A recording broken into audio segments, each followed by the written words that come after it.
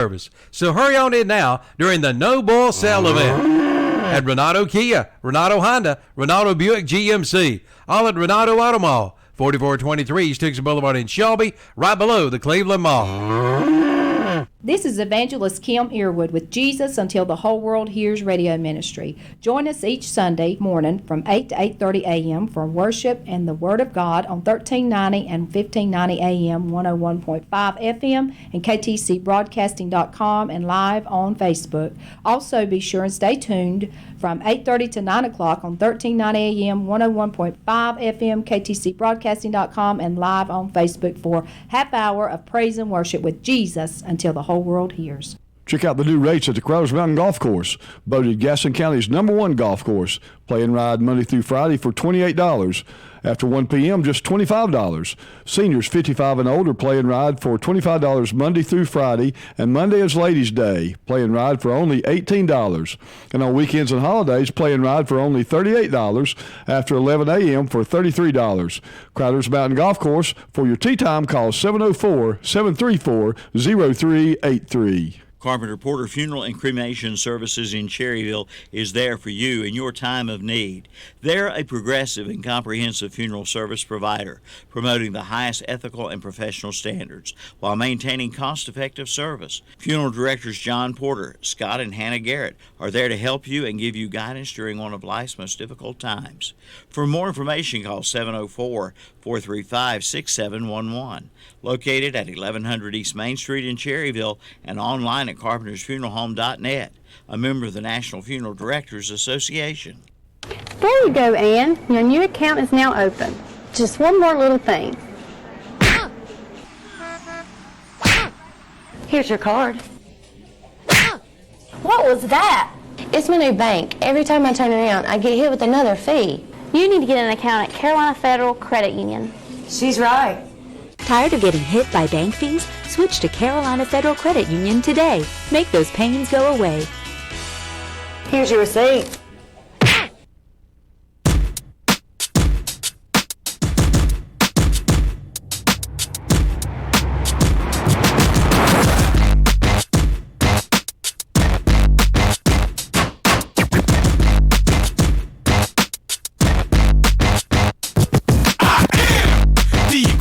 Man, I only do things incredible can, cause I am seed of a chosen breed. You don't see too many like me, cause I am one of the reasons you do what you do when you wanna be me instead of you, cause I am still on beat, showing love to the streets. Come on, you know me, cause that's who I am.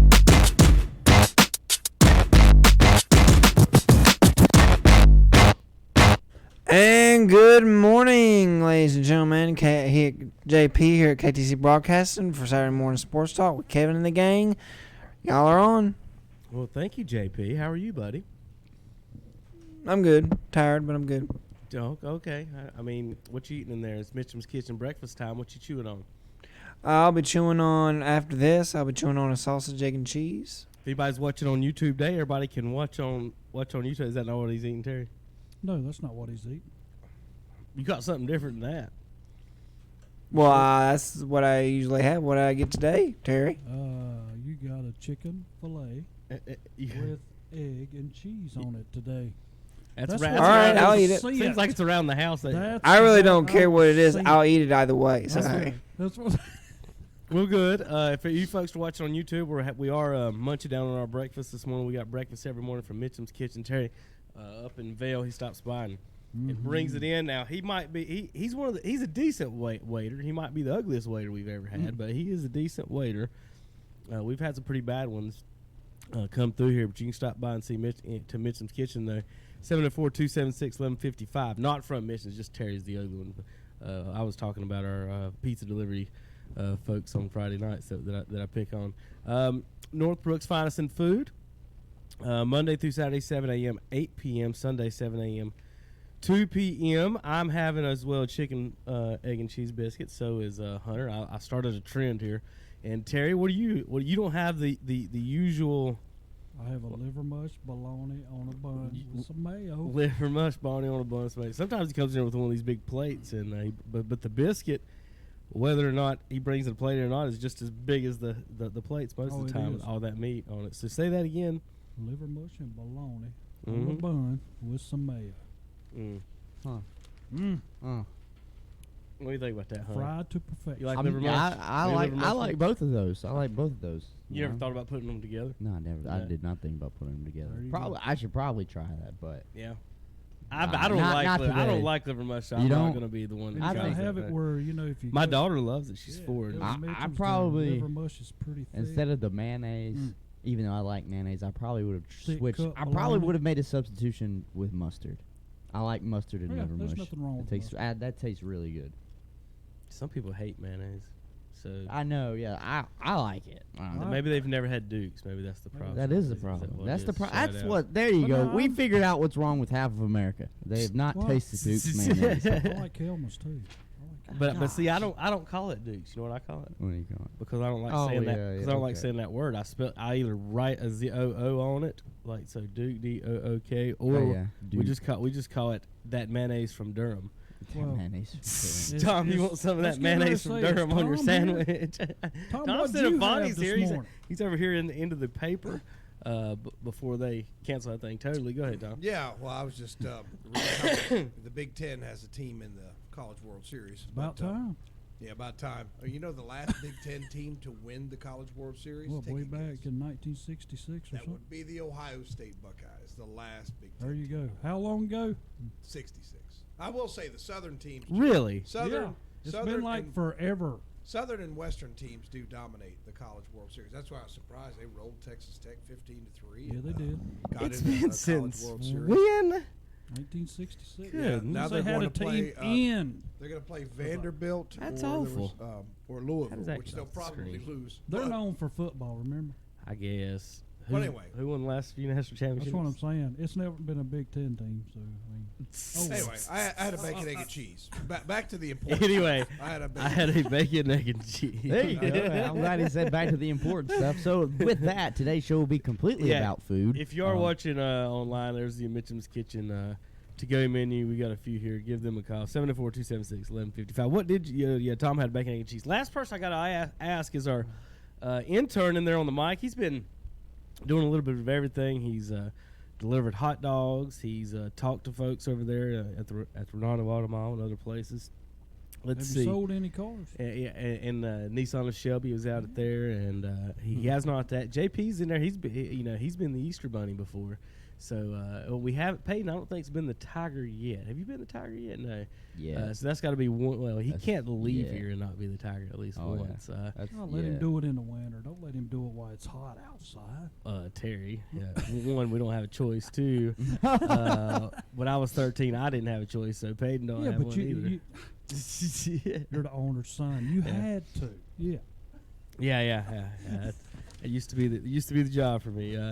But anyway, Peyton, what are you eating on in there now that you got a mouthful of biscuit there? Give me a second. Last night he worked the board, and Hunter, he successfily locked the door and turned the lights off and did not set the alarm off last night. There you go. It was on automation. He did better than me my first night. Yeah. Actually, I locked everything up.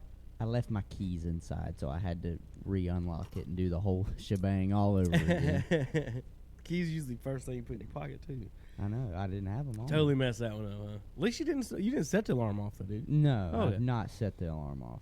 Thankfully. That thing is loud and scary. So Is it? you would have known that you set the alarm. There would have been no. Yeah. That thing is loud enough to. I think it's the phones don't work or something. And it's supposed to let the police know from across town that this thing is going off.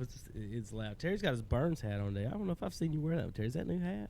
No, this is Coach Tom. That was provided by Coach David Devine.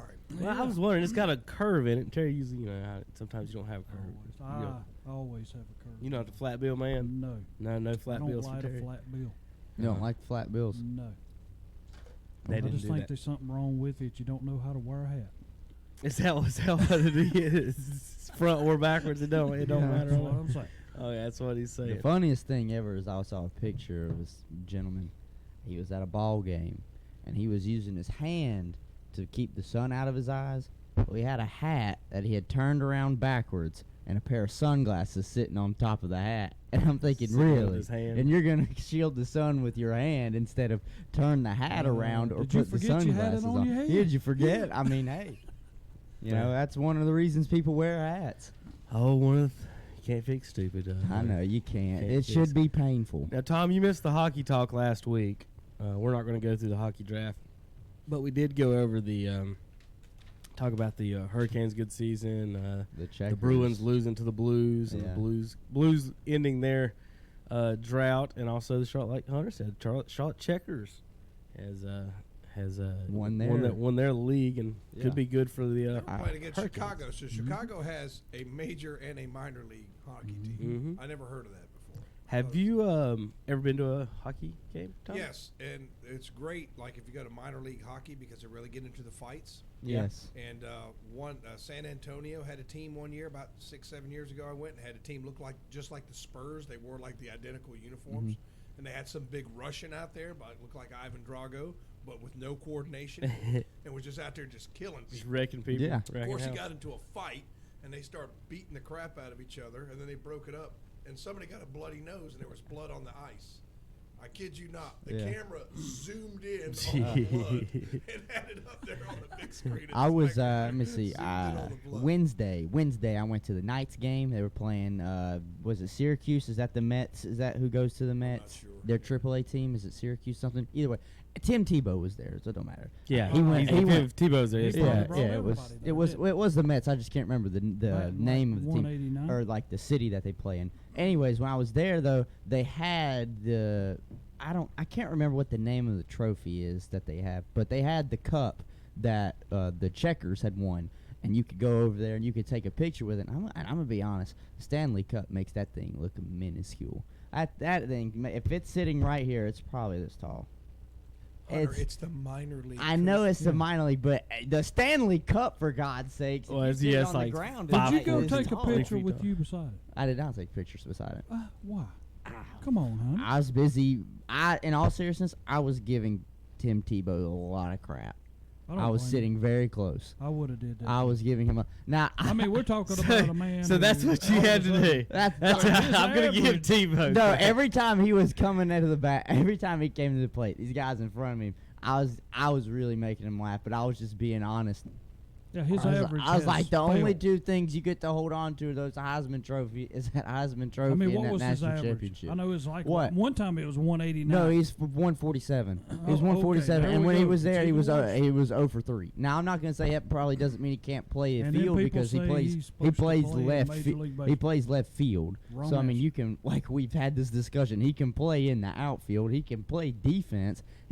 Now I will say this: he struck out his second time swinging, but each time he made contact with the ball, I mean, it was a solid contact. Just it was choppers in the infield. So if he gets he's like how we always talk about Bryce Harper's not an average hitter. He's not hitting for average. He's hitting for home runs. That would be the only way Tim Tebow's getting around those bases. You know, I agree with you, Hunter. You know, hitting a baseball, they say, is the hardest thing to do.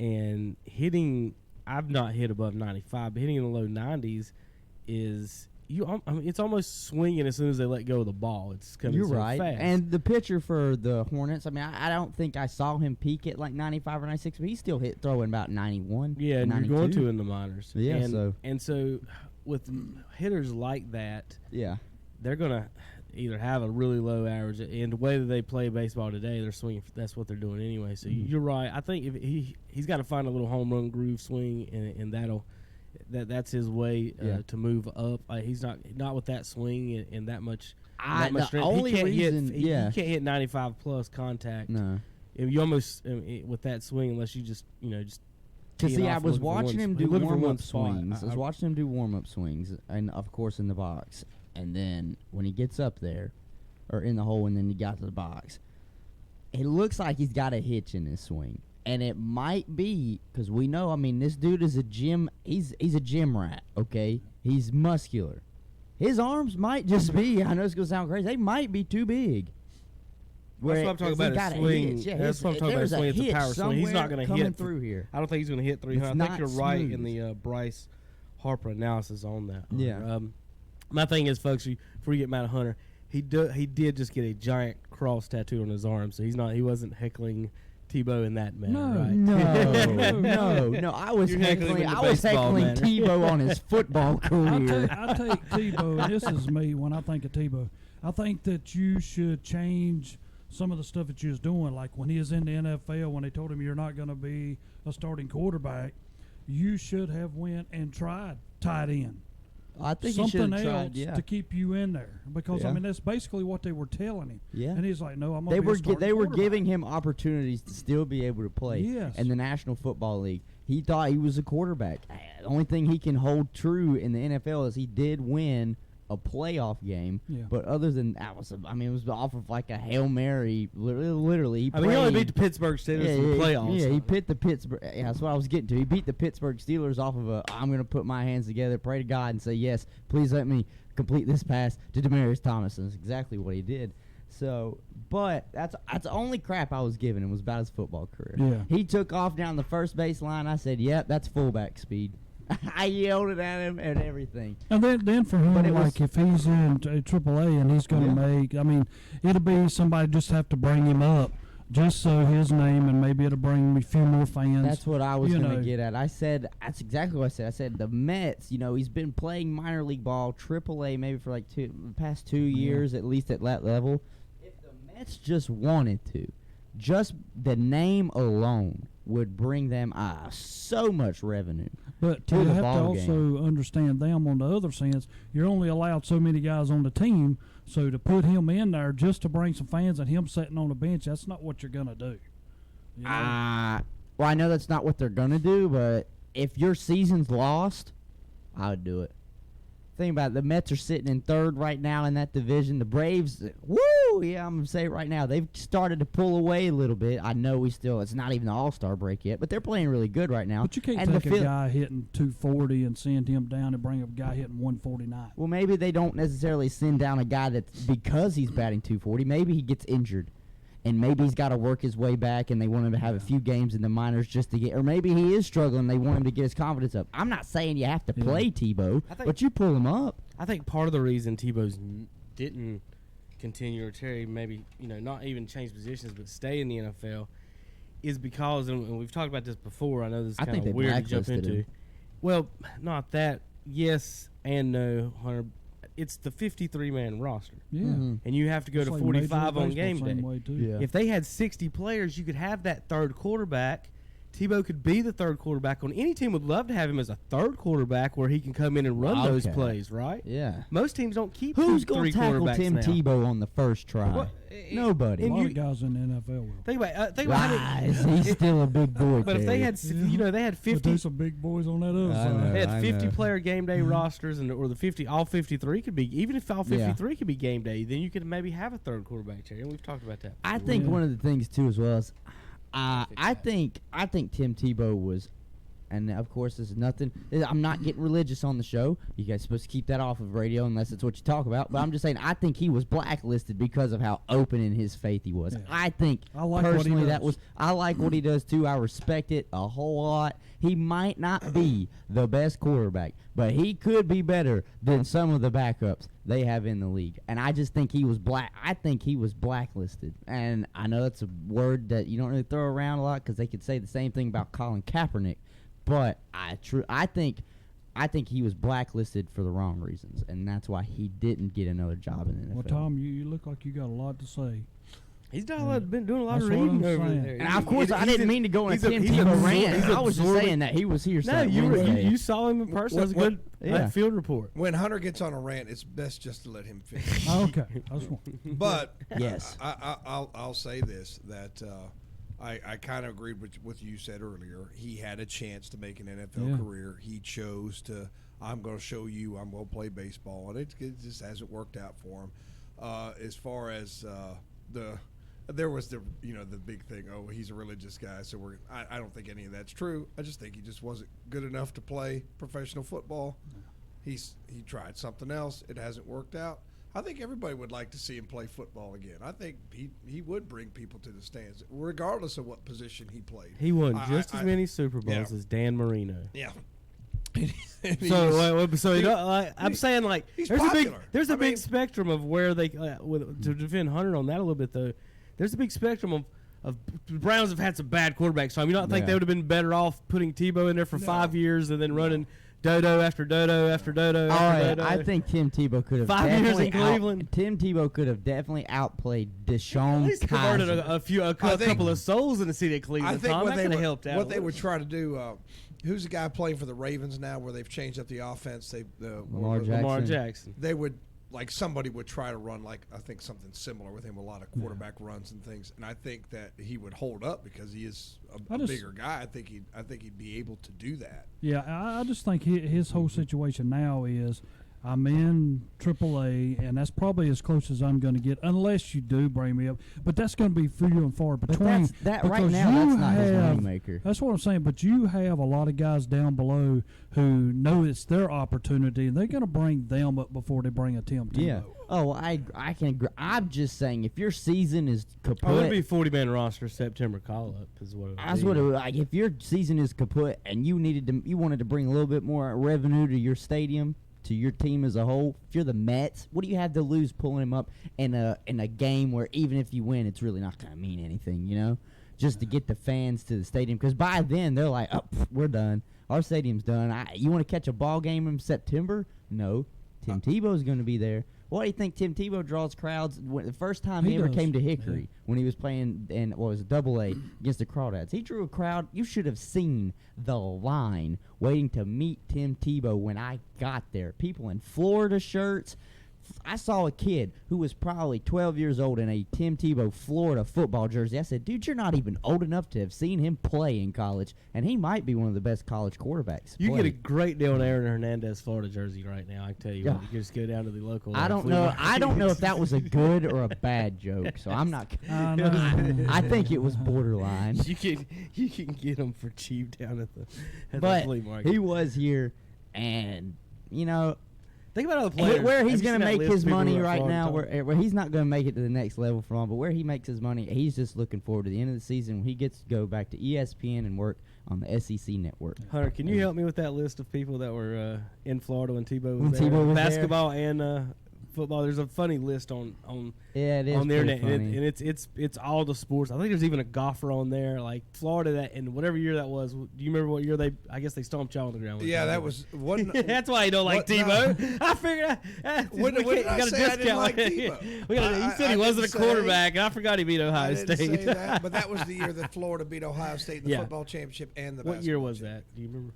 I want to say it was. There's a lot of gangsters beating y'all. Wait. Florida that year they had. It's like Corey Brewer and Joakim Noah was on campus. Was it 07, 08? Was that it? It was something like that. It's been a while back. Yeah, it was a wild campus in Florida. It was a wild campus, but those were some good sports teams. Especially if you put Tebow on a Southern team, like if you put him on the Panthers or the Falcons, I think he'd be a big draw for any of those teams. Very popular. What about Roniman in Tampa with the cannons shooting every time he runs one in? Yeah. He sell a lot of jerseys. Remember he was with Philadelphia for like a blink? He was with Philly, and there was I went to Philly that year, and there was Tebow jerseys everywhere. I bet you could find those at your local flea market as well. Hey, they're more expensive than the Hernandez thing. All right, Peyton, we got to take a quick break. We come back, we've got to talk about Major League Baseball standings, American Legion standings, Albert Pujols and the Tears in St. Louis last night. I don't know if y'all saw that. That was pretty neat. And then we have to talk about, let's see if Hunter gets this, the Montreal Bay X-Rays. We'll be back in a minute on KTCBroadcasting.com. Yes. On July 6th, gather your family and friends for summer's biggest celebration, the Coke Zero Sugar 400 at Daytona. Experience a weekend of excitement with racing under the lights and celebrate Independence Day with patriotic tributes and the region's largest fireworks display over the infield at Daytona. The Coke Zero Sugar 400 will be a celebration to remember. Adult tickets start at $49, kids $20. Lock in your seats at 1-800-PIT-SHOP or DaytonaInternationalSpeedway.com. Stay tuned to the Boss in Carolina Country for a chance to win free ticket. Dwight Fowler at Renato Automall in Shelby says no bull. That's right, you get no bull at Renato Automall. Just good old down-home pricing, and that's no bull. Whether you're shopping for a new Kia, Honda, Buick, or GMC, you get great deals, great financing, and great service. So hurry on in now during the No Bull Sale event. at Renato Kia, Renato Honda, Renato Buick GMC. All at Renato Auto Mall, 4423 East Dixon Boulevard in Shelby, right below the Cleveland Mall. This summer, stay twice at Red Roof Inn and earn a $25 gift card with Ready Rewards. Yes, you can become a Ready Rewards member. Just register to be enrolled in the promotion through your Ready Rewards account under the promotion tab. And once you register, a guest who stays at any Red Roof Inn, Red Roof Plus, Red Collection, or Hometown Studios by Red Roof 2 separate times from the beginning of June through the end of August will receive 6,500 points.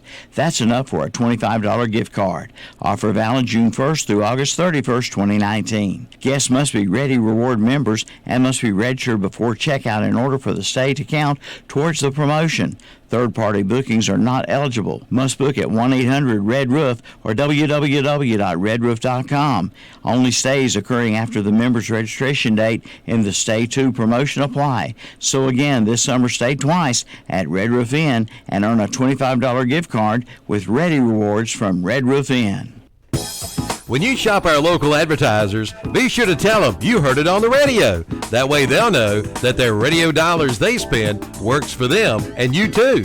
Even in today's fast-moving world, radio remains the leading media to reach more people. 93% of Americans listen to AM/FM radio over the air.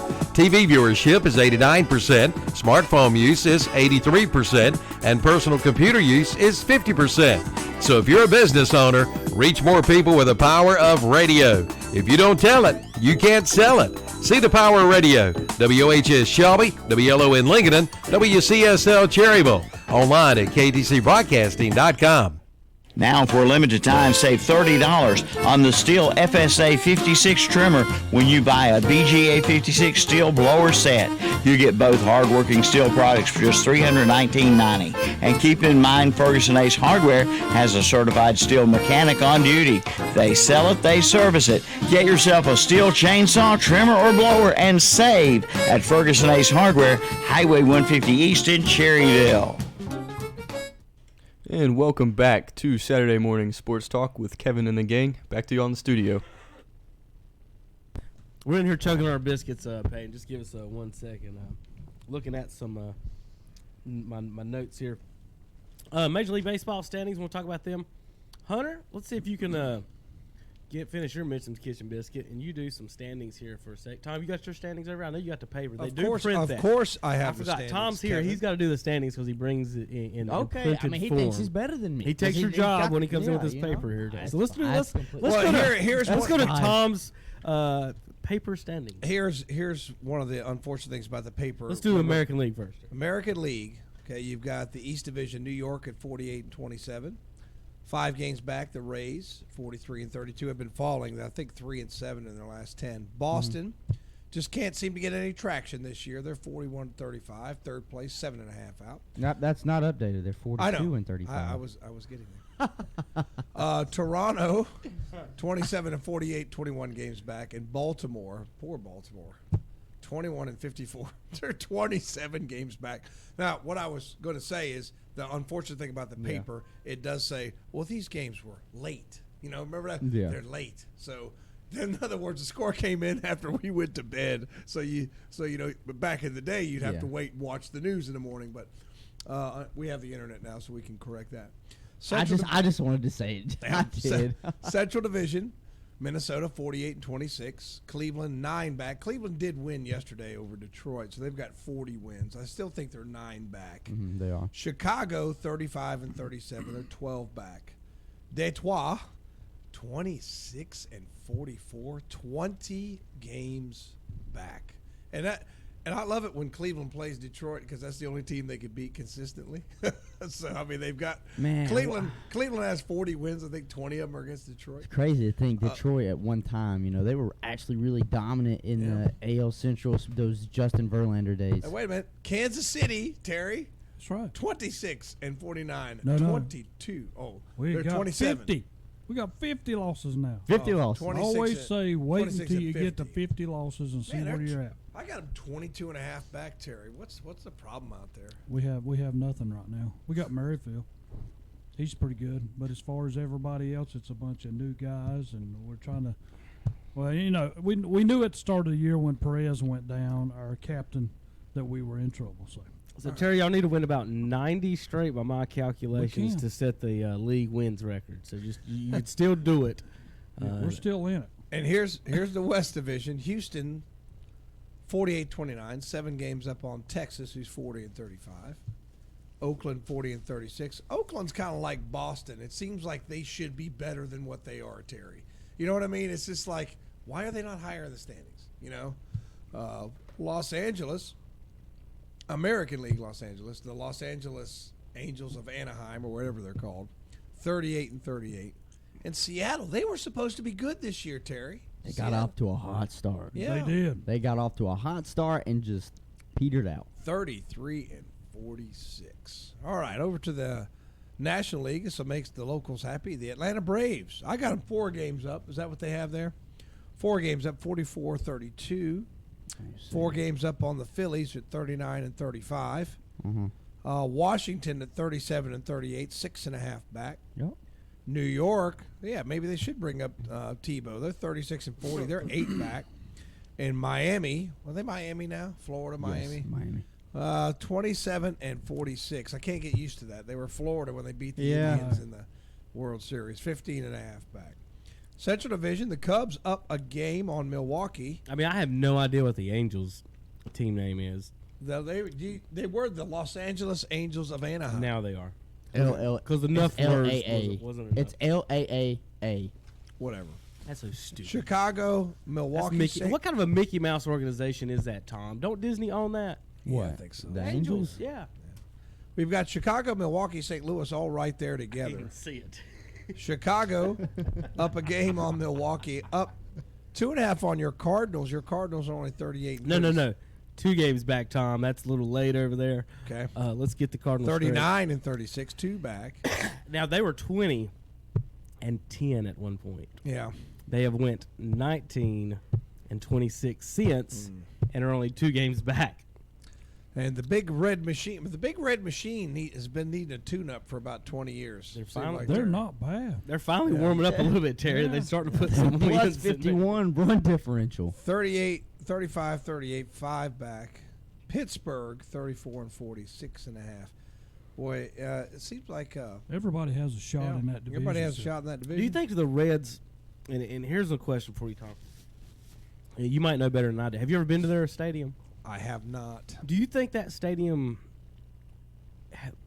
makes them lose a lot of games because it can go either way because it's such a home run pad that any game can swing either way? Like they're plus 51 run differential. But usually, they're only 19-17 at home. Every team in that division has a losing record on the road. The Cubs are 15-21 on the road, and they're in first. See, but usually what you do though is you got to build the team around your ballpark, right? I mean, if you got that little bitty ballpark, I don't know, what would you do, Terry? If you had a little bitty ballpark, would you try to get the best pitching to make sure people didn't hit 5 home runs a game, or would you just say the heck with it? I'm going to get mediocre pitching and fill my squad full of home run hitters and try to beat everybody 12-8. Home run, sell hot dogs. Yeah, I'll do a home run, sell hot dogs. But now it is funny because the old Riverfront Stadium, if anybody ever been there, which I went there and they won. But now since you tore that down and built a new one, I don't know what the deal is, but the new one is totally different, and I do not understand why. You know what looks small to me? Houston's field looks small to me. I don't know why. Is it Terry? Is comparison? Seems like every time I'm watching highlights, somebody's hitting it on one of them triple decks up there. It's very short and short left. Yeah. Then it goes back deep in center. I know this from playing Cardinals a lot of time on the PlayStation 4 and having to play center field. Yeah. I know the dimensions of this field. It's pretty short and left, Tom. It's pretty much like Boston and left. Okay. It's a little bit longer, but the fence is shorter. And down the right field line is very short too, kind of like Boston. Center field's a bomb, but I think they moved it in because they took the hill out that Edmonds made that catch on, which they did. Yeah, because it just seems like every time I watch it, somebody's hitting one on the third deck at Houston. I'm like, well, doing the rest of the standings, the West Division, Los Angeles 51-25. They're 10 up on Colorado, 40-34. Arizona and San Diego both at 500 last my check. Probably late scores there, but they're both 13 back. San Francisco. What's happened to San Francisco? 31-42, Terry. They Think used to be the dominant team in that division. Wasn't too long ago. Tom, think of it like this: when Madison Bumgarner's out there and a guy hits one out there into the pond. Yeah, into the pond out there, and he's talking to the guy, quit watching it and run. And the guy looks at him and says, well, if you want me to quit watching it, then won't you go get my ball out of the pond? That's awesome. Yeah. But my whole the deal pond Terry's referring to, by the way, is the Pacific Ocean. Yeah. But when you I thought it was the have bay. a guy that is part your of the ocean. leader, I know that, but and you are losing. I mean, he's got attitudes now, too. Who? I mean, Bumgarner. Oh, Which Bumgarner's always tough been anyway. a hothead, but I'll tell you what, nobody will charge the mound on him. That's exactly. I agree. Nobody will charge the mound on him. But you don't mess with Caldwell County, do you? Well, that's it. I mean, do you think that guy knew that told him to get it out of the ocean? Yeah. Hey, buddy, have you ever been to Caldwell County? I don't You think watch you. that Yeah, I map. don't think you knew that. That's what's so crazy is I think I read somewhere, and someone said in that locker room, Madison Bumgarner is one of the strongest players in San Francisco Giants locker room.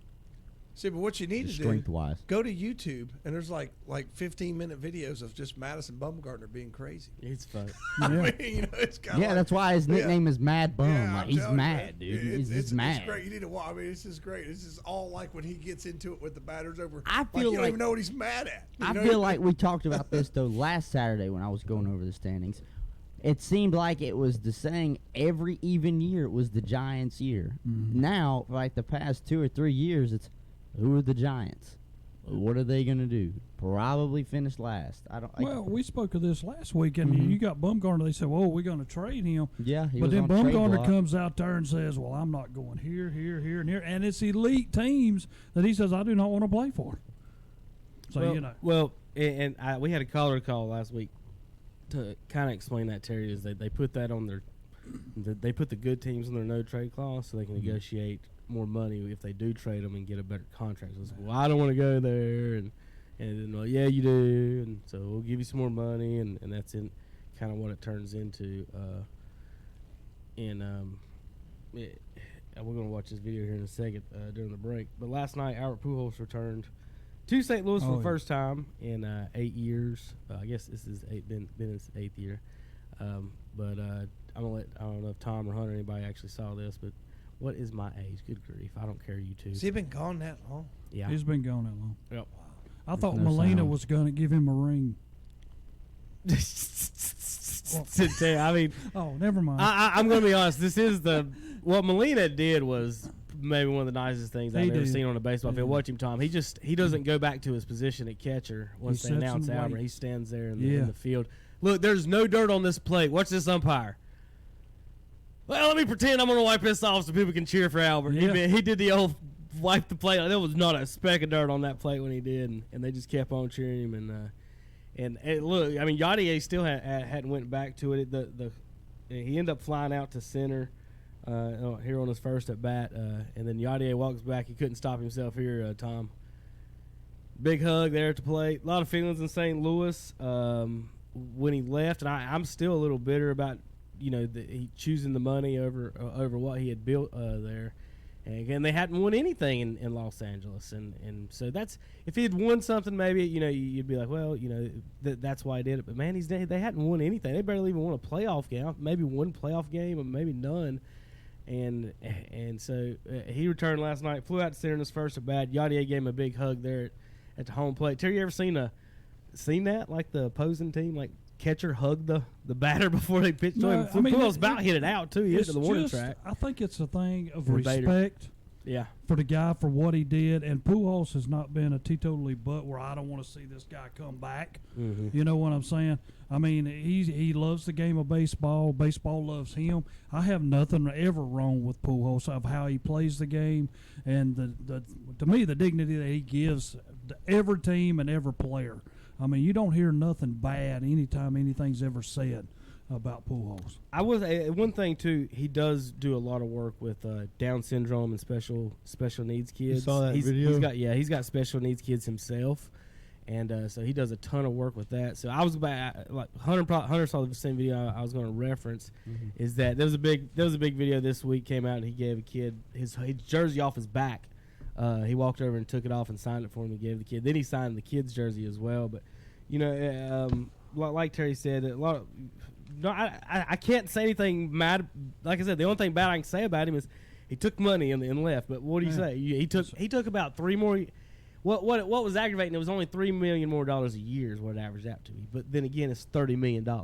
So how do you say no to $30 million? But then $3 million a year, you'd think somewhere in St. Louis, some businessman or some car dealership, somebody could find $3 million to get to Albert Pujols somehow. Yeah, and how many people's not going to take the money? I mean, 95% of the people are going to have a car dealership. Could just somebody sponsorship. I don't know, Tom. There's ways. There's special. There's banks. There's ways to get that money to him. I don't know. I'm just maybe Ronaldo Automobile wants to pay for Albert Pujols. Maybe some fruit stand could give him $3 million. Maybe peach orchard, something like that. So and I sit here and I people think I trash his teammate. His teammate's good, but I just want to remind some people of some of these numbers of his years in St. Louis, Terry. Let's just do St. Louis years. We'll go through those. How about let's start off. Where was I going to go? The home runs and RBIs. Watch this. 30 home runs, 100 RBIs. Mike Trout did it once in his career, Terry. Pujols to start his career 1, 2, 3, 4, 5, 6, 7, 8, 9, 10 times in a row. The 11th time he was 1 RBI short. Then the 12th year he did it again. 12 times he's had in St. Louis the 30 home runs, RBIs every year. No, the 12th time, was in L.A. He was 11 years in St. Louis. Then he was 5 short again once in L.A. Then he did it 30 times once. So he's did it 13 times, Terry. Trout did it once in his career. Albert Pujols, total of 645 home runs, 2,022 RBIs. He's, I think, third now RBIs. He's got a chance to be the all-time RBI king, catching Hank Aaron. Depends how many years he plays. I don't know if he can get to the home run mark. He's about 120 shy, I think, of Barry. Was it 765, as you might know, where he finished up? I think that was the number. What's he batting this year? 230-something. 230-something. Slightly above Tebow. But I mean, and his heck, contract, what's Bryce Harper hitting? Bryce Harper gets $400 million for better. hitting 230. And Pujols, he can't move. And the thing about Pujols in all this, he plays through these injuries. He doesn't sit as much as he can. I mean, let's see, 35 years old, 157 games, 34, 159, 36, 152, 37, 149. Terry, that's not LeBron, is it? Do you think Pujols is one of those that at the end of his career will come back and let St. Louis sign him if he does not come back for like a day? Yeah. So he can. I would say yeah. I mean, he doesn't have any emotional ties to LA right now. I mean, they haven't won anything. They haven't put together anything special. They haven't made any magical run. So I don't know. Here's another thing I want to say about Pujols, Terry. In his career. This is including LA. Not once has he struck out 100 times. Not once has Albert Pujols struck out 100 times in his career, folks. 40 home run, 40 double seasons. 1, 2, 3, 4, 5, 6 times. Mike Trout has never hit a 40 double season in his career. So before you start getting too excited about some of these players, we see on TV and they say, this is the greatest player I've ever seen, this is the best player. Please relax. Look at some of the past folks. And I did not see Hank Aaron play. Some people will say he's the best right-handed hitter. The best right-hander I've ever seen is Albert Pujols, Terry. Right-handed hitter. Oh, see, I did see that Hank you've Aaron, seen. And that's what I say that I've seen since the 80s. Since the 80s, best right-handed hitter. And I only got to see him at the tail end of his stuff, and it's kind of hard because I've seen Pujols ever since he started. So you're seeing Hank Aaron. You saw Hank Aaron in his basically Angels years. That's what I'm saying.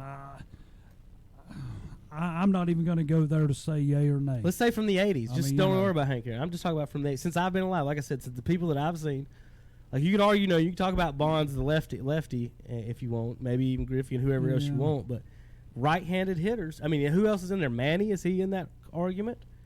I mean, who else is right-handed hitter that's been that good? Rodriguez, Frank Thomas, early A-Rod. Rodriguez. I mean, those are you arguments. could put a lot of people in there switch hitters that were good. Yeah, but just total right-handed hitters. I'm surprised the St. Louis man didn't mention Mark McGwire. He's not as good a hitter as Albert Pujols. Now, home run hitter, it's not. If I want a home run, If I want anybody I've ever seen in my life to hit a home run, I want Mark McGwire in the box. Yeah. If I want anybody to make contact I've ever seen is the steroid Bonds year. Not only was he hitting the home runs, McGwire would hit bad pitches out of the park. The difference between Bonds was he didn't even swing at bad pitches. That was what was amazing about his eye. He took that already good batting eye, added 25 pounds of muscle and steroids to add that 30 extra feet into over the fence. Have you seen him now? Has he lost it all? Is he skinny? Gosh. Is he back to skinny Bonds? He's riding bikes. Yes. Oh, yeah, looks like he's back to skinny he looks Bonds. like Is he did back still? when Is he first still the started. batting coach for one of these teams? No, I think he quit. I was about to say that was the last time I saw him, and he was thin. He was thin. But McGuire's still batting. But just because he's thin, I mean, doesn't mean he can't teach you how to hit a ball. And that, see, if I had to put all in perspective on my time that I have seen, and I know a lot of people has their own opinions, but Barry Bonds, to me, was the best overall hitter that I had ever seen. I mean, I'm just going to say that. And the thing about that is, I agree during that one season, Terry, that is the best season I've ever seen someone hit him because he didn't swing anything bad. But before that season, I didn't think that about Bonds. Before that season, I thought Ken Griffey Jr. was better than him. There's a ton of people that thought Ken Griffey Jr. was better than Barry Bonds before Ken that Griffey season. had the best swing. And that just it just poisons your mind that you know that he never hit 50 in his career. Never hit 50. And then he hit 73. 24 more. He hit 49 one time. He hit 24 more home runs than he ever hit in his career in one season. And then even the next year after that, he only hit 46. So he only hit 50 one time in his whole career. McGwire, let's look at it. Oh, no, that's Pujols. McGwire was over here. I think it was 4 or 5 times he hit 50 in his career. If I had to go back, and I would say placement hitters of guys who maybe don't swing hard but just place it in the right hole, Tony Gwynn and Rod Carew. Ichiro too. Would be those two. Ichiro was a skinny Tony Gwynn to me, Tom. Well, when I think of a good left-handed swing, though, I still think about Will Clark. You know what I mean? Yeah. I still think. I mean, like his first at bat, He he can hit a swing, home yeah. run off Nolan Ryan. I think about his swing because every time he was up to bat, he basically said this guy had like the best swing in the game. A lot of people like Don Mattingly's swing too. Donnie Baseball can swing the bat, but right-handed hitters. Can you think of any? Is it A-Rod, Manny, Pujols? In this, I'm talking from 1980 on. God, I mean, he always has A-Rod to me growing up was who everybody wanted to be as a hitter. Because one, when you were my age when you were young, it was when he was first getting to the Yankees. So he was in the large market with the Yankees, and he was plastered everywhere. And he was out there dominating. I don't care if he was using PEDs or what, because we'll give it to Barry Bonds as well. But at the end of the day, you still got to make contact with the ball, and we're not just liked his swing. And we're not just talking. And we're not just talking about home runs either. We're just talking about pure hits, hitting. Yeah. A-Rod. Everybody wanted to hit like A-Rod, and have the leadership ability of Derek Jeter because Yankees were plastered everywhere. So that's who we're talking about. So to me, best right-handed hitter I ever watched growing up was Alex Rodriguez. But I would go back to he was on television. We didn't get to watch Pujols with St. Louis. Right. For me, the only person I really got to watch and I loved growing up, still my favorite baseball player of all time, who I think is one of the best switch hitters of all time, Chipper Jones. No, he was good.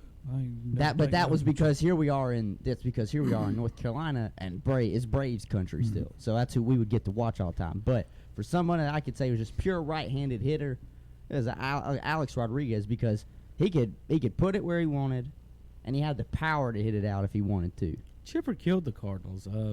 Him and Beltran killed us more than anybody. But Chipper didn't get a chance to play against the Cardinals much in the playoffs. But you're also talking about guys in the past when they were with the team, they stayed with the team. Mm-hmm. Tony Gwynn stayed with the Padres forever.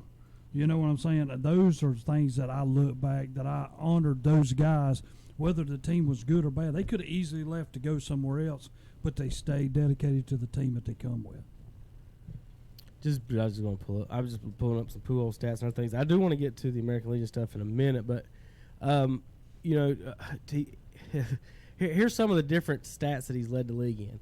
He's led the league in runs 5 times. He's led the league in hits. He's led the league in doubles. He's led the league in home runs. He's led the league in RBIs. Batting average, Terry. What about a right-handed power hitter leading in batting average at .359? So, Trout's best average ever was 326. Pujols did that 1, 2, 3, 4, 5, 6, 7 times he hit better than Mike Trout's best average of his career. 7 times. He's so good that I don't think people understand how ridiculous good he was hitting the ball. And it wasn't just, he wasn't up there to walk. He only had 300 walk seasons. But then again, he didn't have any strikeouts either. So he was up there swinging a bat. And I think that's what's got him, and people say today that's got him in a lot of trouble because he don't walk. He swings the bat to put the ball in play, so that gets him into the double plays. And that's his biggest thing that people get on him about nowadays is the double plays. But if you didn't see it, pull it up, watch it. It was a good dedication to Pujols at another field that he come from. Right. It's not like no booze. Everybody was, They have no reason to. That's right. You got to remember, it's St. Louis too. They're going to cheer on. He has no reason to. He's won championships in St. Louis. Right. Well, he built that stadium. I was going to say, what more did they want? We bought a brick out there with his name on it, and well, not his name, our name on it at the stadium that he pretty much built out there. So, anyway, I wanted to talk a little bit about that in baseball real quick before we get out of here. I know it's time for a break. We've got some American Legion news and notes I wanted to pass along. Tom and I did the game the other night over in Cleveland County, and Cleveland County almost pulled out a victory over there and couldn't quite finish it off. Where was my standings out? There they are. And did Cherryville beat Caldwell last night? I haven't pulled all that up yet, so I was about to. Yeah, just on another note, I was looking at Bryce Harper didn't make the All-Star team. He's batting .242, Terry. Yeah. Wait, he didn't? He didn't? Did not. Good. It's a lot of money for an All-Star. That's a lot of money for a guy hitting .242. Yeah, that you do not make. But who was it that? What is he? Right field? Right? Is he right field? I'm trying to think. I think Bryce Harper plays right field. Yeah, he does. So I'm trying to think who I would have voted in front of him. But he batted .249 last year. Oh yeah, he's not. I said earlier, he's not an average hitter. And in 2016, he batted .243. Of 3 of the last 4 years. And think of that, Tom, what you just got through saying. Yeah. For the last 3 years, and he gets $400 and some million. His best season by far was 15, where he hit .330. It doesn't show how many home runs he hit that year. He's getting more money to hit .250 or .230 than Michael Jordan bought the ball Hornets for. It's crazy, isn't it? It's insane. That's how much money he's in. That makes no sense to me. Yeah. How's that happen? Think about how many hot dogs they sell. There's a lot of money. America moves on 2 things: oil and hot dogs, and nobody thinks about the hot dogs. If they did a hot dog strike, if the president or Congress said no more hot dogs, this country would come to a halt. Especially those on the keto diet, right? Who are eating them without buns, right? It's good for you. Just don't eat the bun. Last night's action in American Legion, as soon as I figure out what day today Where do you find this site? Listen, don't worry about what I get. Man, I've been looking for this, and I cannot find it. It's a special need-to-know email chain, Tom. Yeah. Oh, okay. You're not in the know, Tommy. Okay, I see. Somehow this one doesn't get forwarded. I'll put you on the list. Okay. How about that? I'll forward it to you. Okay. Friday, June 21st. That would be last night. Cherryville won 11-7 versus Michigan. That was at 2:00 though. 2:00 game. That Michigan team's in town. Let's see. Doubleheader. Burnsville, Burke County in Burke County last night. Burnsville won 10-9. Burke County 13-2. Caldwell fell to Cherryville last night 4-3. On we did not have that on the radio. We did have the first game on the radio. We had Braves baseball on last night. I had people speaking of that game at Mitchem's Kitchen this morning, and they were talking about the game. They said, you know how back in when the Signals were there, how everything was so heated, and they said last night's game was almost like that. You had fans hollering at each other. So I don't think Hunter's never been to a fully packed, I think, heated American Legion baseball game. I've not been to. I don't know what you say is fully, fully packed and heated, but I've covered an American Legion game. Caldwell's the only one that I've seen that have their radio guys. They got radio guys. I'm talking fans just you don't understand like how many fans at this ballpark's. Like, I mean, more I than covered baseball could a have, and Lincoln then- County game where they were playing at Maiden High School, but that's Maiden High School. Yeah, Ned, he was the one that was No, up it's- there this morning, and he was speaking of the game, and he says, I wasn't coming up when all that happened in. He said, I've heard a lot of stories, but he said, I mean, last thousands night of fans, would've made you not think. hundreds of fans, thousands of fans at these games. When Shelby and Cherryville are both good, that's a great game. Yeah. When they're both good. Let's see. Gastonia at Maiden last night. Gastonia won 11-2. Hickory at Henderson. Henderson won 14-4 in 6 innings. Huntersville at Lincoln. Lincoln County won 11-1 in 5 innings. And Union County at Mint Hill. Mint Hill is in first place, still over there in the other division, 3-2 with a victory, 3-2 last night. Today, Michigan's at Caldwell. Cherryville's at Henderson for a 5 p.m. doubleheader. We do not have that on that. We got Braves baseball tonight. The Gaston Braves are at Gastonia. For you see, Gaston County folks don't have too big of a drive today for some Legion baseball. Lincoln Cardinals are at Cleveland County tonight. Now that is at Kings Mountain High School because they're doing some renovations over there on the field. Tom, you were talking a little bit about that, Shannon. You got anything we can share about that on the renovations over there at the fields? It's just something. There's some kind of problem with the grass, and they're worried about Shelby not getting to play on it next year. I mean, it's just I'm not real sure what the issue is. Didn't it said something about issue with the sod they brought in to fix part of the field? Or something I always wondered why they didn't do like Gardner Webb did and some of these other schools like the Ashboro Copperheads and do the AstroTurf infield because they nice plan on stadium. having the tournaments. I was at one of the tournaments there at Ashboro Hunter, and it poured for 30 minutes. And I was like, they ain't playing. They brought squeegees out there, just went shoo, shoo, shoo, shoo, and it was all they needed was a Zamboni for that. They figured out how to get a Zamboni, some type of big machine to do that. They just squeegeed it off, and they were playing baseball so quick. I was amazed by that, but I'm not a grass grower, so I can't tell you. I don't know, something about a grass dirt field. I just playing on a carpet just seems like that'd be a little. I've never actually took ground balls on AstroTurf. Well, you know what gives the kids the most problems on it is sliding into second base. Is it? Because It's a they different have type to of slide slide. earlier. It's an earlier slide. Sometimes they don't know how to do it either because they'll slide. And the I would coaches, love that. The coaches will tell them hold the tag on them because they'll slide and they'll You slide go off past the bag, tag. huh? Yeah. I would have loved that. I love that. They call it when we were growing up. I don't know if it is when you were growing up. Slide head first called Pete Rose. I don't know if y'all still called that when you were growing up. No. We didn't have a name for it. He said, you better just Every slide. adult we Just knew, slide. that taught us it was a Pete Rose slide. Head first slide is a Pete Rose slide. So I was always sliding head first. So I like to do the wraparound slide, Terry, because you never know. Some catchers make a good throw and some don't, and you get a bad jump, and it can always help. So I always waited to the last second to see if I was safe. I was there. If I beat the throw, but the throw beats you, you can sometimes go to the side to kind of reach around and just sneak a tag in there. And I kind of did that. I think I would have liked the long slide into the only bags. problem difference with stuff like that, a lot of times, like when we went to Henderson to play, and I'm playing third, the ball gets to you much quicker. Yeah. And you think it's just a regular old dirt. Think about how good Ozzie Smith was playing on and he was on the super AstroTurf. He wasn't playing on the today's where it's 1.5 inches thick. It was carpet. Like there was nothing slowing the balls down. All them football players back in the 80s that ruined elbows and knees on that stuff, man. And people say about Bo, but Bo actually got hurt on the dirt field in Oakland, I think is where it was against Cincinnati. They kind of pulled him backwards, though. It was weird when he got hurt. Hip. Yeah, that hip. Right. So today, did I get through today's schedule? Michigan and Caldwell. I got to the Gaston, and I got to Cleveland County. Then we started talking about football and stadiums and stuff. There it was. Maiden at Mint Hill tonight. Union at Pineville up in the standings. Let me get up there real quick. Give you guys a heads up. Eastern Division, Mint Hill's in first. Gaston Braves in second. Gastonia 23s in third. Lincoln County in fourth. Union County fifth. Pineville sixth. Huntersville seventh. Cleveland County eighth. Maiden ninth. Maiden now 0-13. Terry, they had an illegal player, and so they had to forfeit all their games, which bumped Cleveland County into a playoff spot. And if the playoffs began today, we would have Cherryville and Cleveland County in round one. So Maiden does still have a chance, though, to win a couple games and pass Cleveland County to get back in. Why?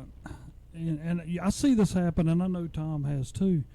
when you are doing, and that's something for umpire position, and all of a sudden another team questions a player, and sometimes, I mean, I have seen it in tournaments where the kid knew everything except when they ask him when's your birthday, and they have no clue. And I mean, they go through, they know their address, they know the whole thing down the line, but this one kid will say, that kid right there does not live around here. This kid's from another team. I've had that, and you know what I say? You got to make a phone call, buddy. Yeah, that's what we do. Tom doesn't get into I'm not into that. And the game's halted, and it takes a while, but then it comes back, But the game gets over real quick when they find out he's illegal or she's illegal, either way. But, I've been in those. How do you get illegal players, one? Then two, like, what's the point of having, if you know about it, what's the point of playing one in a regular season game when, everyone makes the playoffs but one team? So there's some. Yeah. Okay. And my whole dealing with this one was, and I'm going to speak of and a I don't know the girls' details tournament, on this one either. and I'm not going to name the place we were at, but this was homegrown. They were in the tournament. Why would you go get illegal players? I had no clue there. I mean, you could have picked anybody around here. Why do grown men and grown women want to cheat to win a youth baseball game? Yeah. I mean, that just kind of blows my mind right there. I just can't get over it. But, they do. I was thinking the hot dog thing. They want to sell more hot dogs and get more people. I tell you, this man is obsessed with hot dogs, It is. Terry. He He's is. just obsessed with But hot you got to dogs. think about it. You just We never have hot dogs in the studio. We have to go see Calvin. He never. We don't gives out have. He hot don't dogs. have any today because it's his anniversary and they're driving around eating other people's hot dogs. I guess. Real quick, tomorrow on the radio, I know we got to get a break paid in Hickory at Cherryville on 1590 AM 92.3 and Union County at Lincoln County tomorrow evening on WLON 1050 AM 107.5 FM. I think we'll have Legion Baseball again on Thursday. If the playoffs started today, here's your matchups. Cherryville against Cleveland County, 1 versus 8. Number 2, Asheville versus number 7, Huntersville. This is the opposite divisions. This is how this works. 3, Rutherford County versus 6, Pineville. 4, Caldwell County versus 5, Lincoln County. Then 4, Union County versus 5, Burke County. 3, Gastonia versus 6, Hickory. 2, Gaston Braves versus 7, Henderson County. And 1, Mint Hill versus 8, Burnsville, with Maiden being the lone team out on that. So there's your American Legion and Major League Baseball and all the baseball updates. I guess we could give you anything else, Tom. We saw some bang calls, good umpire calls Monday night, didn't we? Or yeah, Thursday night. And what I will say is the coaches were kind of, if they question it right. You know what I mean? They did. I mean, they really did. Right. That is a good point. There's not a bunch of like hat throwing and crazy shenanigans, and I think most of the coaches know if the umpire's behind first base and you're wanting to pull a foot, that call's not getting changed. We saw it twice. There was close calls where there might have been a pull foot. Like one time it called pull foot, the other time it didn't call pull foot. And it went against the same team both times too. Well, yeah, but in that situation, as the coach, you kind of know I'm probably not going to get this call. But let me see if I can talk him into one. And when they couldn't, it was the end of it. So it didn't delay the game. And one thing that I think that really nobody likes is when somebody's arguing and it delays the game. But there's a point where it's fruitless. I know you're trying to get the next one. You're trying to get the next one. But, hey, you're not getting this one. Let's let the kids play it. Both sides were – Grayson came out one time in question 1, and he never came all the way out. Grayson was just like – remember he was – Yeah, he got to the foul line. He came out and he asked us 3 questions, and I'm sure one of them was, "Did you see it?" But after that, it went on. So I just thought it was well coached and it was well officiated. The calls were those calls were terrible. The umpire was right on top of it, and it was bangers. And most umpires call most kids out bangers. So if the umpire's calling him safe on a banger, you've got to think, hey, he probably saw safe and saw something right. I mean, most of them are. Most of the time. I'm just saying, most of them are ready to pump that out. What you'll see, it's going to be a close call, but he picks it up at short. And he pumps that ball 3 times. And it's like, oh, you ain't getting it now. The small kids are the worst at that. Like you think there's going to be an out, and they never thought. They were good. And then like Tom said, there weren't nothing no blatant misses. There were just bangers that could be questionable or not. So, I think everybody I think Tom got it right on the nail. The coaches did do a great job of that. All right, Peyton, we got to go. Give it back to you. We'll be right back in a minute. We've still got to talk NBA draft. and a little NFL action. We've got NASCAR. Hunter's excited about his Hornets, and Terry's excited about his Celtics, and Tom's excited about his Cavs. Hornets. We're all I no, might you're as well- Wizards. I I'm was sorry. about to say, I might as well be a Wizards Hornets fan. and my I might as Hornets. well- I All might four as of well our be. teams are terrible at NBA basketball next year. We're going to break it down in just a minute on KTCBroadcasting.com. Country Gold with Terry Clark. I'm Terry Clark, inviting you to join me for Country Gold, where we play all your favorites from the 80s and 90s. This week, my guest will be the legendary Oak Ridge Boys from backstage at the Grand Ole Opry. The guys just released a new album called 16th Avenue Revival, recorded at the historic RCA Studios in Nashville. That's the Oak Ridge Boys with me on Country Gold with Terry Clark. Country Gold with Terry Clark, Thursday afternoons at 1 o'clock on Carolina Country WCSL, 92.3 FM, 1590 AM, and online at ktcbroadcasting.com. Check out the monthly specials at the Cherryville Country Club, open to the public with no reservations required. It's prime rib the first Friday of each month, crab legs on the second Thursday and Friday of each month. It's steak and wine on the third Thursday and Friday of each month with fresh hand-cut steaks. And it's fish camp night, the fourth Thursday and Friday of each month. And don't forget about their Sunday buffet from 11 to 2. Plus the Chicken on the Run bucket on Sundays, 8 pieces of chicken, 2 sides, and rolls for $14.50. The Cherryville Golf and Country Club on the Roy Acre Road in Cherryville.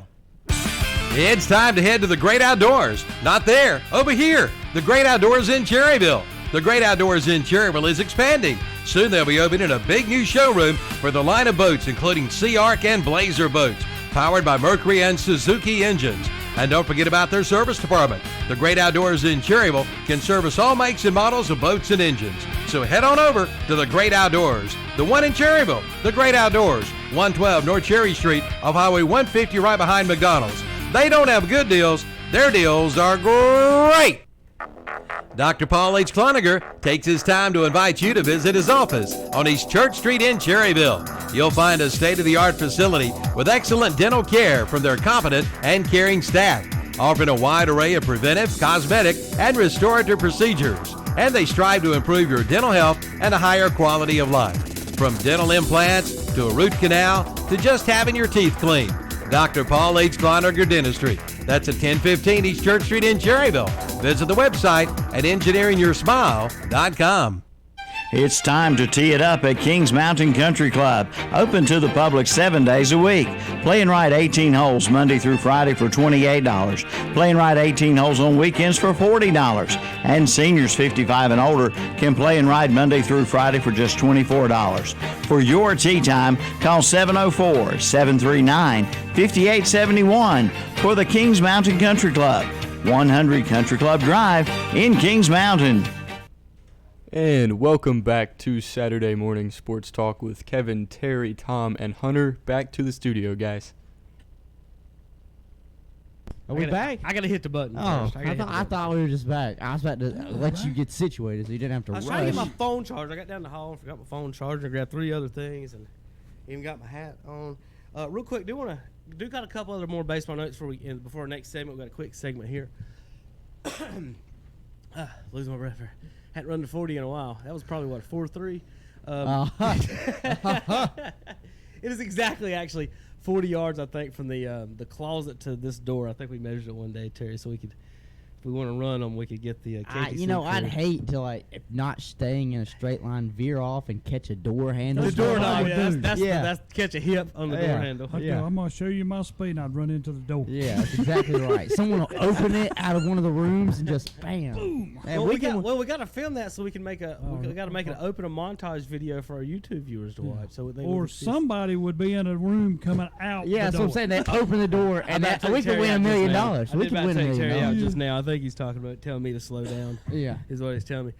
Real quick, a couple of notes. A little baseball thing first. Our own Philip Russ is moving. Tom, right? He's moving to Florida, right? With his new wife. Yeah. I told him, I said, don't get married. She's gonna make you move. You can make. She's gonna run his life, but he wanted to stay, but he's got to go to Florida. Stay in the Chapel Hill area, and I'm not really sure what happened, but yeah, he's going to move down there to Florida. I'm pretty sure his wife, she just finished some kind of degree in the medical field, and I just say because he's a very tight family, right? The Russ family, right? So, when's that going to happen? What's that? When's this? This summer, Next he's year. going. Yeah, He's going to be the head baseball. He's getting coach married and in assistant football 3 coach. weeks, I think, in Florida. I've got the thing on my. He's getting door married somewhere. down in Florida. Yeah. Okay. So everything's Congratulations to him. right. So he's getting married. He's moved. He's got a job down there as a baseball coach and an assistant football coach. So I guess he can go down there and ruin the football program like he did at Bessemer City over here. You know? Philip's a good person, though. No, yeah, Philip's a He's great a good person. person. And it's Port St. Lucie, I think is who it was. And they're getting a great guy, great coach, and he's going to have to tell them stories about that beautiful baseball field he's been coaching on the past few years. I don't know if they got baseball fields like that in Florida, but Watch out for alligators and hurricanes. as long as he wears the Vesper hat down there some for him and let him see those. I've got mine on today. This is the one that's going to be on the show that we leave in the background of the show. It's a special Lewis Carpenter edition this last year. So it's Phillips last year at Bessemer, and also he honored Lewis who passed away this past year. And so this is the first year Bessemer baseball didn't have Lewis Carpenter around to talk about or see a game. So this is a special Lewis Carpenter edition hat, and it's going to stay on the show here on YouTube here in the background for those guys. So it's a little reminder of some of the fellas that worked with us. Real quick, another note I forgot to get to on the baseball thing, guys. My favorite thing to talk about, Hunter, we didn't get to it. The Montreal Bay X-Rays. Terry. Tom. Now, we've heard of teams, like Cleveland County this year is playing in Kings Mountain to show. That's a, 10-minute drive from the stadium? Yeah. The Rays... These are two different countries. From, with 8 states between them, or 13 states between them. 12, I guess. I think somebody just threw it out there, Kevin. This can't be anything serious. No. The commissioner has approved the Rays' ownership of exploring the options, and they're doing a multi-million-dollar investment into exploring. I think this is just arm twisting of the people down there, basically saying, "Come to the game, or we're going to move the team." So, and I think I'll be 100% honest. I think they just need to stop with the arm twisting and just move the team. So Hunter thinks they just need to move the team. Think I've got a list of cities here, possible cities. I went through and pulled up some. We're going to talk about that in just a second. But real quick, before we do, let's explain to folks what we're talking about. Basically, they're talking about playing, spring training in Florida. Mm-hmm. Maybe even play at the field that they're on. Play the first few games in Florida before it gets too hot. And then move. Then when it gets too hot in Florida, they're going to move to Montreal for the summer. Canada. Not like Florida. Georgia. Not like Montreal, going to Florida. Florida. Not going to Georgia. Different language. It's a different. They're going to French. They're going to speak French the second half of the season. How do you throw a curveball in French? Good joke. You don't throw a ball in French, Kevin. You mean how do you say curveball in French? We'll look it up. Terry, the good joke is to send the kids who don't know about the sports to go ask the baseball coach for a box of curveballs. What? Tom, you're going to use that one in school next year. You got to send the ones that don't know about sports to ask the baseball coach for a box of curveballs. Or give me a bucket of steam. Hey, go tell the football coach we need a left-handed football. How about that one, Tom? No. Best one, Terry. The best one I think ever. Terry, will you please go ask John or Coach John, the baseball coach, for a key to the batter's box? I lost mine. Yeah, that's it. A key to the batter's box. I lost my key. Go tell Coach Cinefani I need mine. Don't tell me you're going to send one down to Trent Marty next in September. And the worst part about it is the kid goes, okay. Yeah, there they go. Yeah. I've seen it happen. I swear, I've seen this. It happened. Hey, you think you get Anna on any of that? No. She knows enough. She knows enough about especially sports. the left-handed football. She's very smart. I was just wondering if you could maybe sneak up one of those sports ones by her like that. She might make a face and is this something I should know? But I think she would get it. She would get it eventually. Yeah, but this is crazy talk. What we're talking about. Those are the things that we sat around and thought about in college. I just want to make some of those were brought up. But anyway, this is crazy. This is legitimate crazy talk. So I went through a going list. From the almost the most southern part of Florida, Tampa Bay area, and going all the way up north to Canada. Now it's not like it's state to state. We're staying in the United States. Canada. We're going country to country. We are crossing a border. Mid-season. You are going to have a visa for work just to go. You realize these guys are going to have 2 places of living. It's not just one house, one residence in the state of Florida. You also have to have, when you play in your home games, in Montreal, Canada. Well, Does look Hunter at it remember on real the quick? wrong side. Does Hunter remember real quick though, Terry? And I know Tom do. The Montreal baseball team has already done this before. They played in Puerto Rico for half a year. No, I did not. I don't remember that. They played in Puerto Rico before they moved to, was it Nationals? Yeah, Washington. Yeah. What if your airplane pilot goes to the wrong place? It can happen. No, It can I mean, happen. I can't believe you went there, but you know what? Now that you say it, I'm gonna give it to you. You may. All right, there you go, Terry. Great I point. mean, you know. Great point. Not the. Oh, they have to have 2 places of residence. Oh, Tampa. Okay, I'm heading to Florida. It's like, Nope, they're and even if playing they don't, there and in if they don't want Montreal. to, and if they don't want a full place of residence, who are you to ask a professional athlete to have a hotel room in Montreal for half the year? I mean, come on. The season is not short. Okay, this is 162 games. It wouldn't be so bad if it's Toronto. They got the hotel in the stadium, so they could just hook them up. Yeah. Yeah. Why don't they do Toronto? Why don't they just move the team to, All right, just share it with the Blue Jays? But I think you're right. Like, why wouldn't where else would you go? Where should you move? So I looked up the top cities in America And the by reason population. I say that, though, why go back to Montreal is because you've tried it and it didn't Right. work. That's why the team ended up in Washington. I'm going to tell you why. If Montreal was in America, it'd be the 5th biggest city in the country. Yeah, Montreal's a big place. It's got Toronto would be the 3rd. Yeah. If you want for The cities in Canada are large. They're so spread out, but they are large. So think about how many. They've got 1.8 million people. And Why would it not And be Tampa's got like 400,000 or something like that, or I mean, most of 200,000. the time it's minus 10 and 20 degrees. All right, so looking at here's some of the cities. All right, yeah. Think about if you guys yay or nay.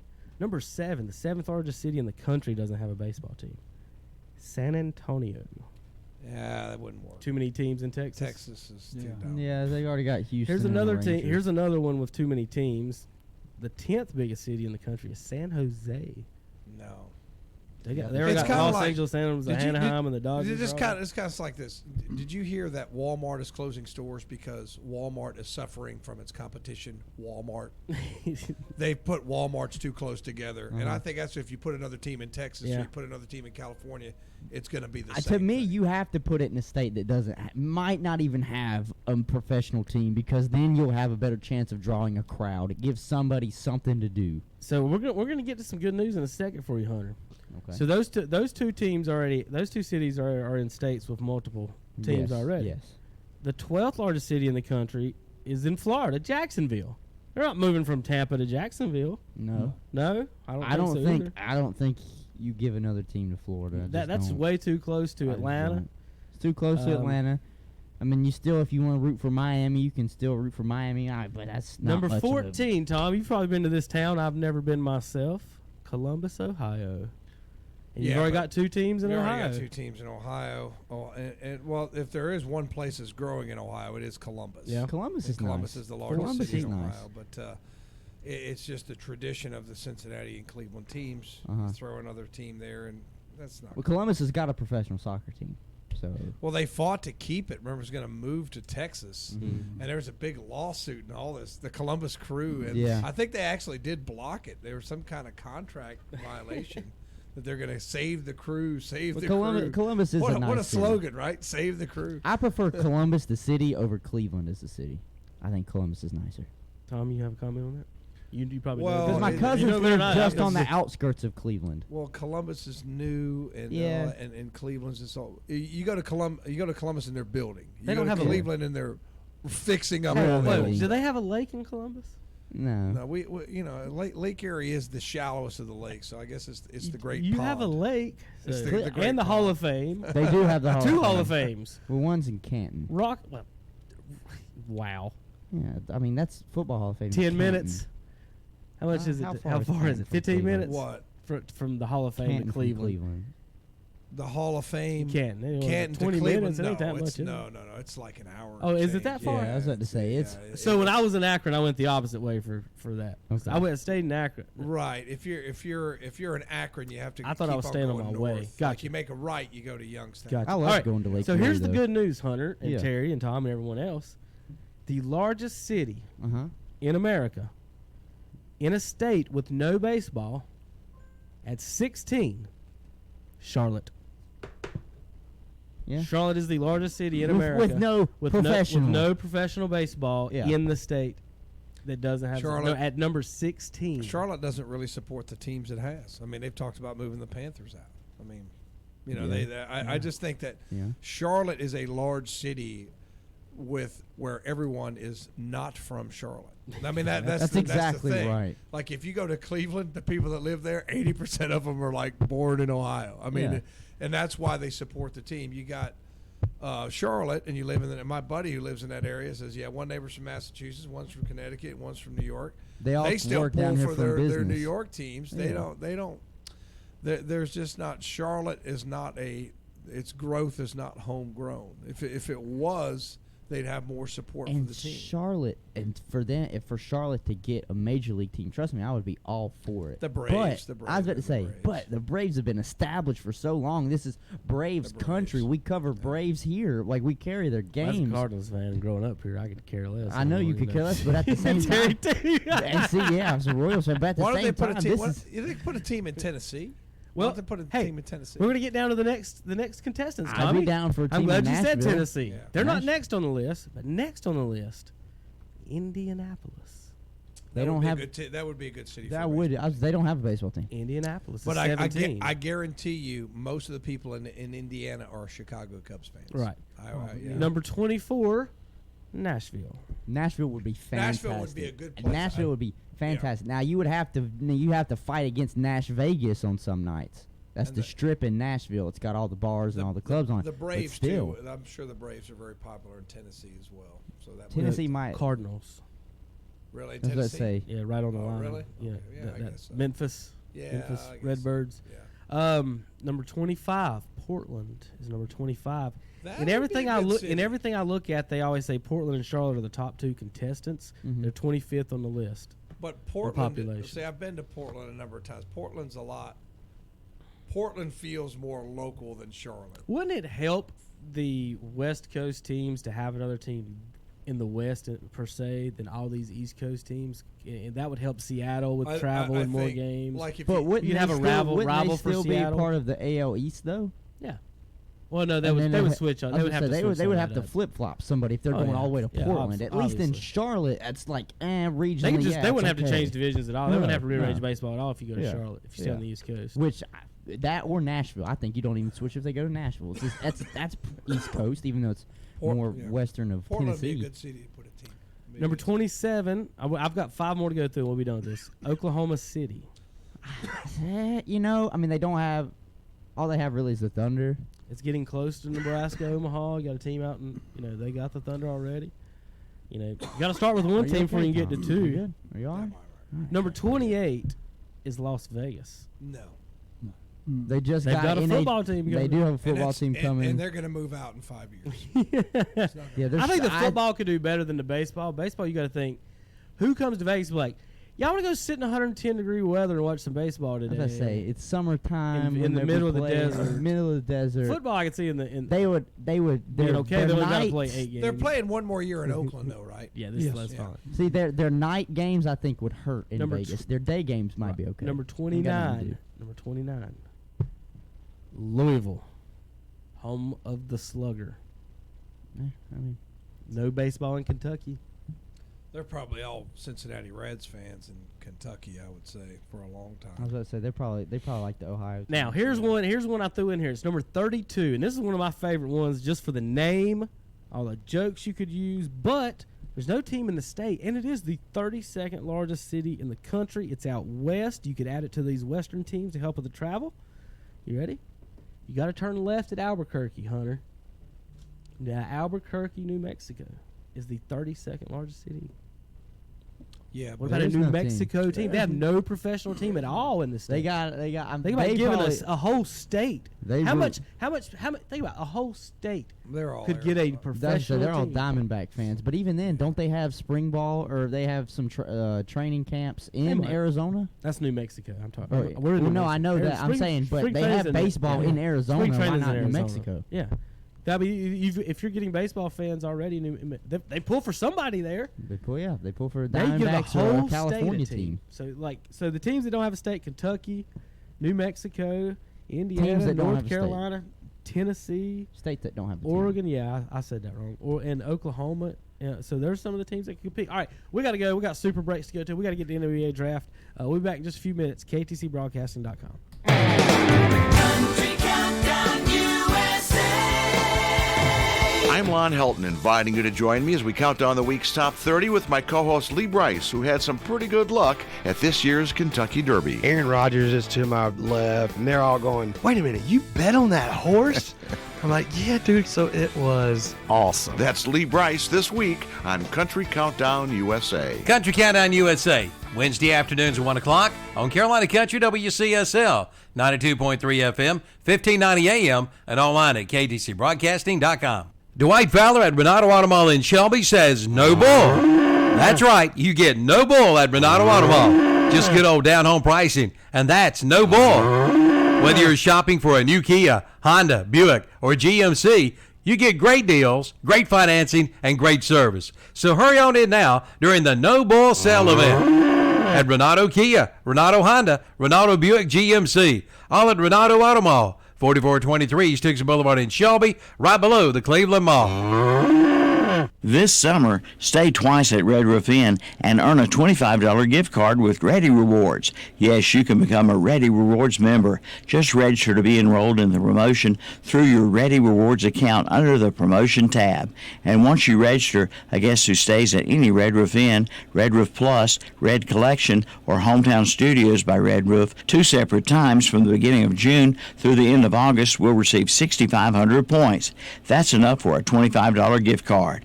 Offer valid June 1st through August 31st, 2019. Guests must be Ready Reward members and must be registered before checkout in order for the stay to count towards the promotion. Third-party bookings are not eligible. Must book at 1-800-RED-ROOF or www.redroof.com. Only stays occurring after the member's registration date in the Stay 2 promotion apply. So again, this summer stay twice at Red Roof Inn and earn a $25 gift card with Ready Rewards from Red Roof Inn.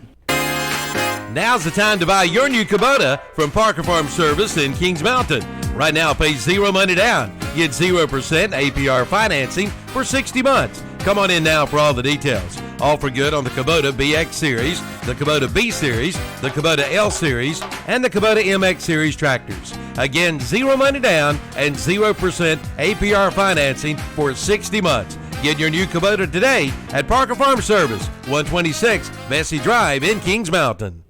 On July 6th, gather your family and friends for summer's biggest celebration, the Coke Zero Sugar 400 at Daytona. Experience a weekend of excitement with racing under the lights and celebrate Independence Day with patriotic tributes and the region's largest fireworks display over the infield at Daytona. The Coke Zero Sugar 400 will be a celebration to remember. Adult tickets start at $49, kids $20. Lock in your seats at 1-800-PIT-SHOP or DaytonaInternationalSpeedway.com. Stay tuned to the Boss in Carolina Country for a chance to win free ticket.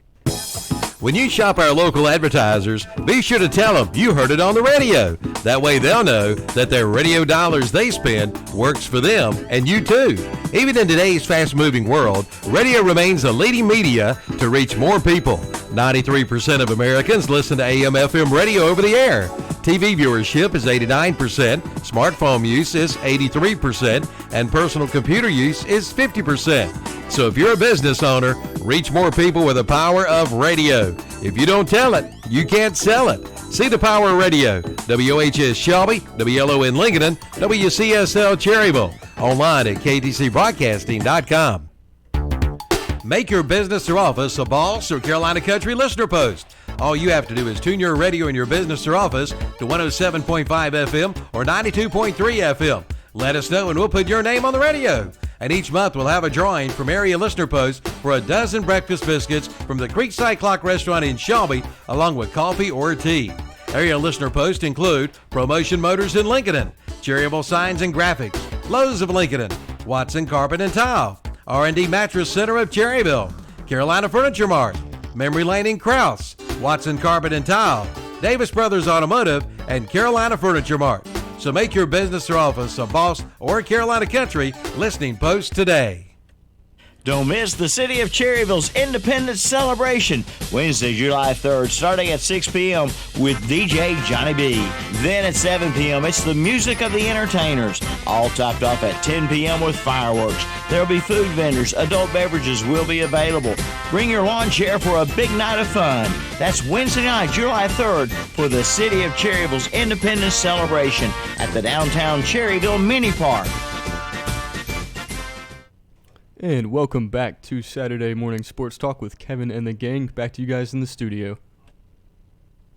We're back, Kevin. Yes, we are. I'm talking to Terry about non-important things. But anyway, as far as important things, Tommy, I've got football schedules right here.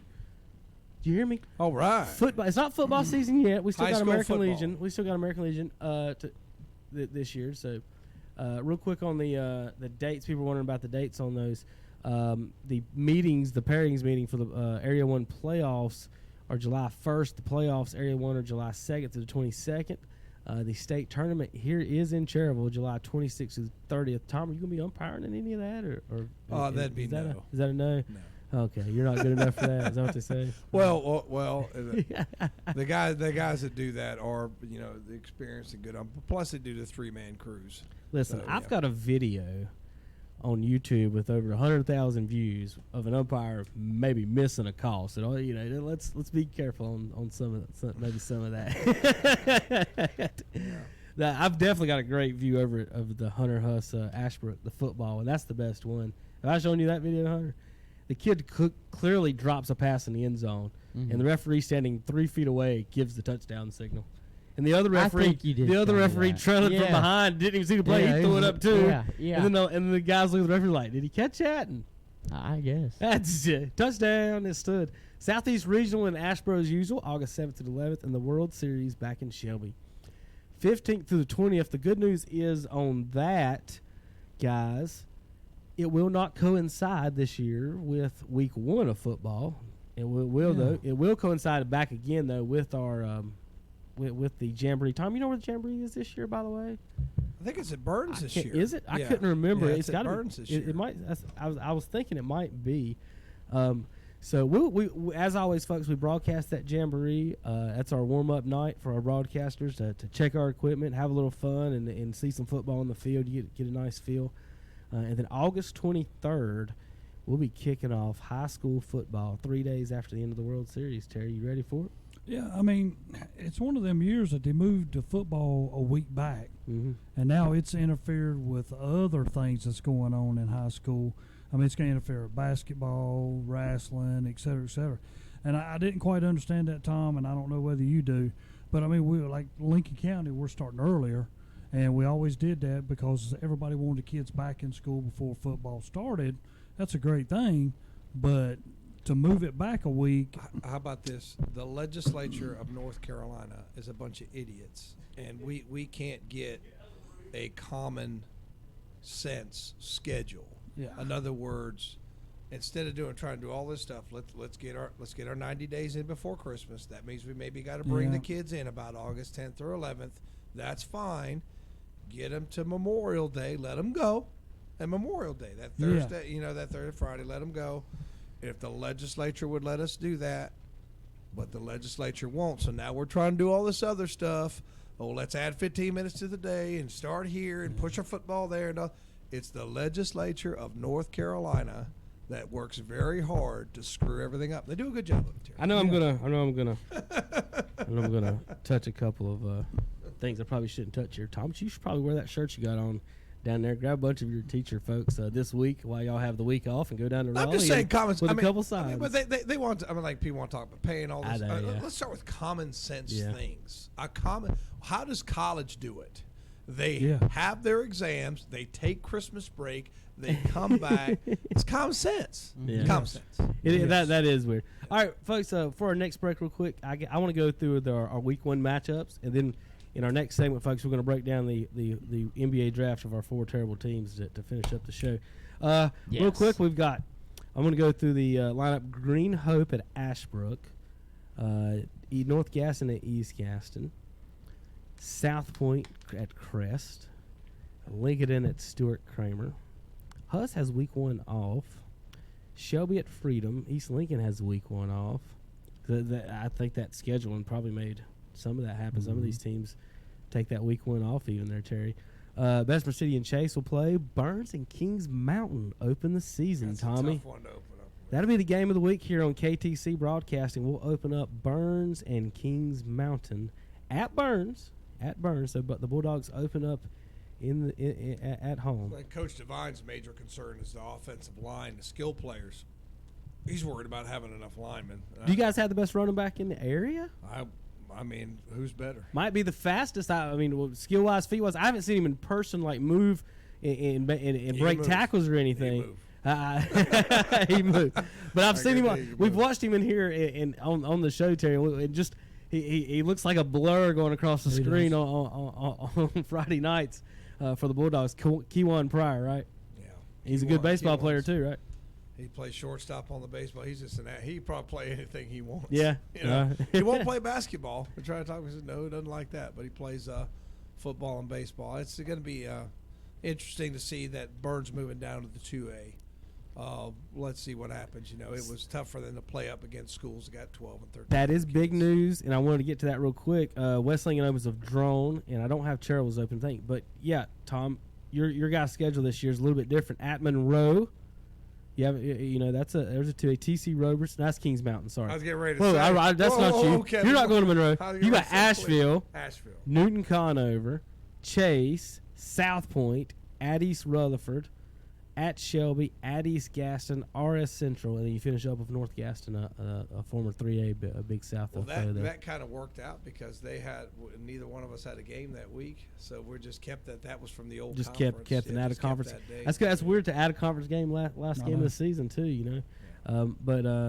So you'll have the conference wrapped up that week. That's a type of thing where I know this is talking way out there. What if Burns goes 10-0? Trent Marty's here. We just got a funny joke to go over with you. I'm glad you're here. And he's got his hockey gear on. What is Trent Marty doing here? He's a week late with his hockey gear, too. Oh, he's here to bring Trent, the stuff you want back. to talk hockey for a minute?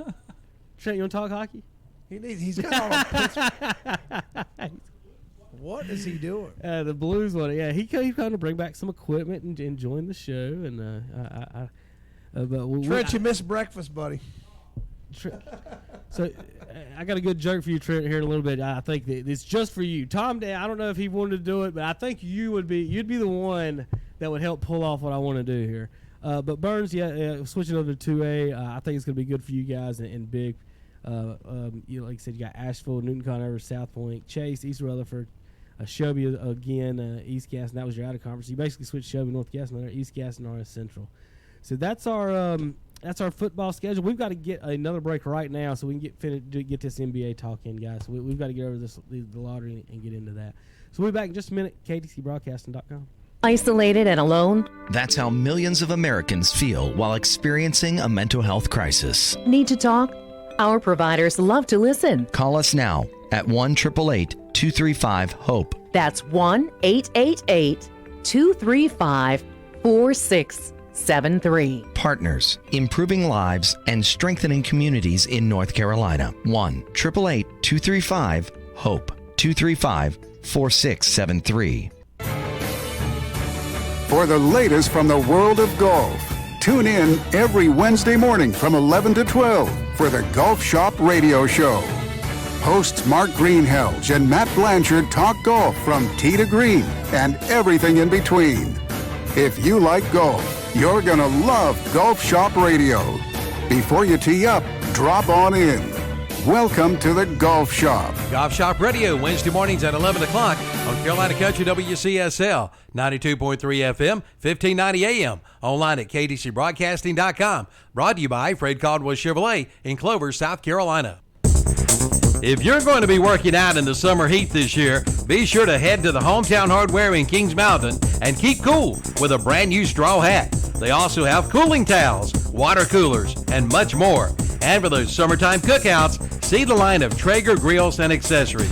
You just set it and then forget it. So before you start your summertime workout, head to Hometown Hardware, located at 110 South Railroad Avenue in Kings Mountain. They're the cool place to shop and save. There's no one like you. And Pandora Jewelry is opening up all kinds of possibilities to show that to the world with the new open bangle. Beautifully crafted from sterling silver with new interchangeable end caps. You can mix, match, and even have the freedom to customize like never before. Shop the new open bangle from Pandora Jewelry now and do see the wonderful Pandora Jewelry. Available at Facet Foundry Jewelry Studios, 530 South New Hope Road, Gastonia. Online at facetfoundryjewelry.com. Carolina. And welcome back to Saturday Morning Sports Talk with Kevin, Terry, Tom, and Hunter. Back to you guys in the studio.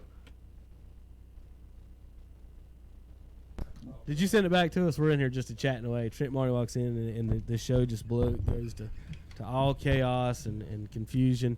We're here to talk NBA draft. We're going to talk about all the great teams that we have. Right. Tom's a Cavaliers fan. They drafted 5th and drafted another point guard when they have one. The Hornets that I pull for drafted 12th and drafted the 9th power forward in the last 10 years, I think. That is a project. He shoots 60% from the free throw line, Hunter. 60% from the free throw line. P.J. Washington from Kentucky. Yeah. What did your Wizards do? Do they even have a pick? Yeah, we drafted the first Japanese-born player in the NBA, Rui Hachimura. And y'all had a good draft then. Sorry about that. I like Hachimura. I just, we'll get into it in a second. And then let's just say who Terry's team picked. All right, we'll get into it in a minute. Okay, Terry, who's your team pick? We picked 3. Romeo Langsford from Indiana, shooting guard. And then we had Grant Williams. I loved that pick. Mm-hmm. That's a big power from forward. Tennessee. Yeah, he's good. Or small forward, either way you want to put him.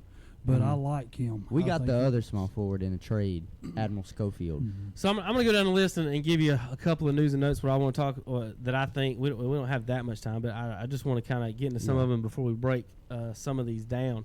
Mm-hmm. Quick note, John Morant went 2nd. Some thinks he may be Rookie of the Year. Some people are comparing him to Allen Iverson / Steve Francis, Terry and Tommy, for you older fellas that have seen some of those fellas play. He didn't watch AI. He averaged 27. You're not old enough to see AI in his prime, are you? What are you talking about? I'm 23.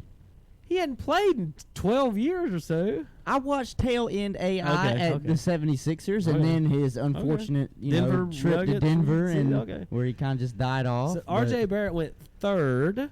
From Perfect Duke fit.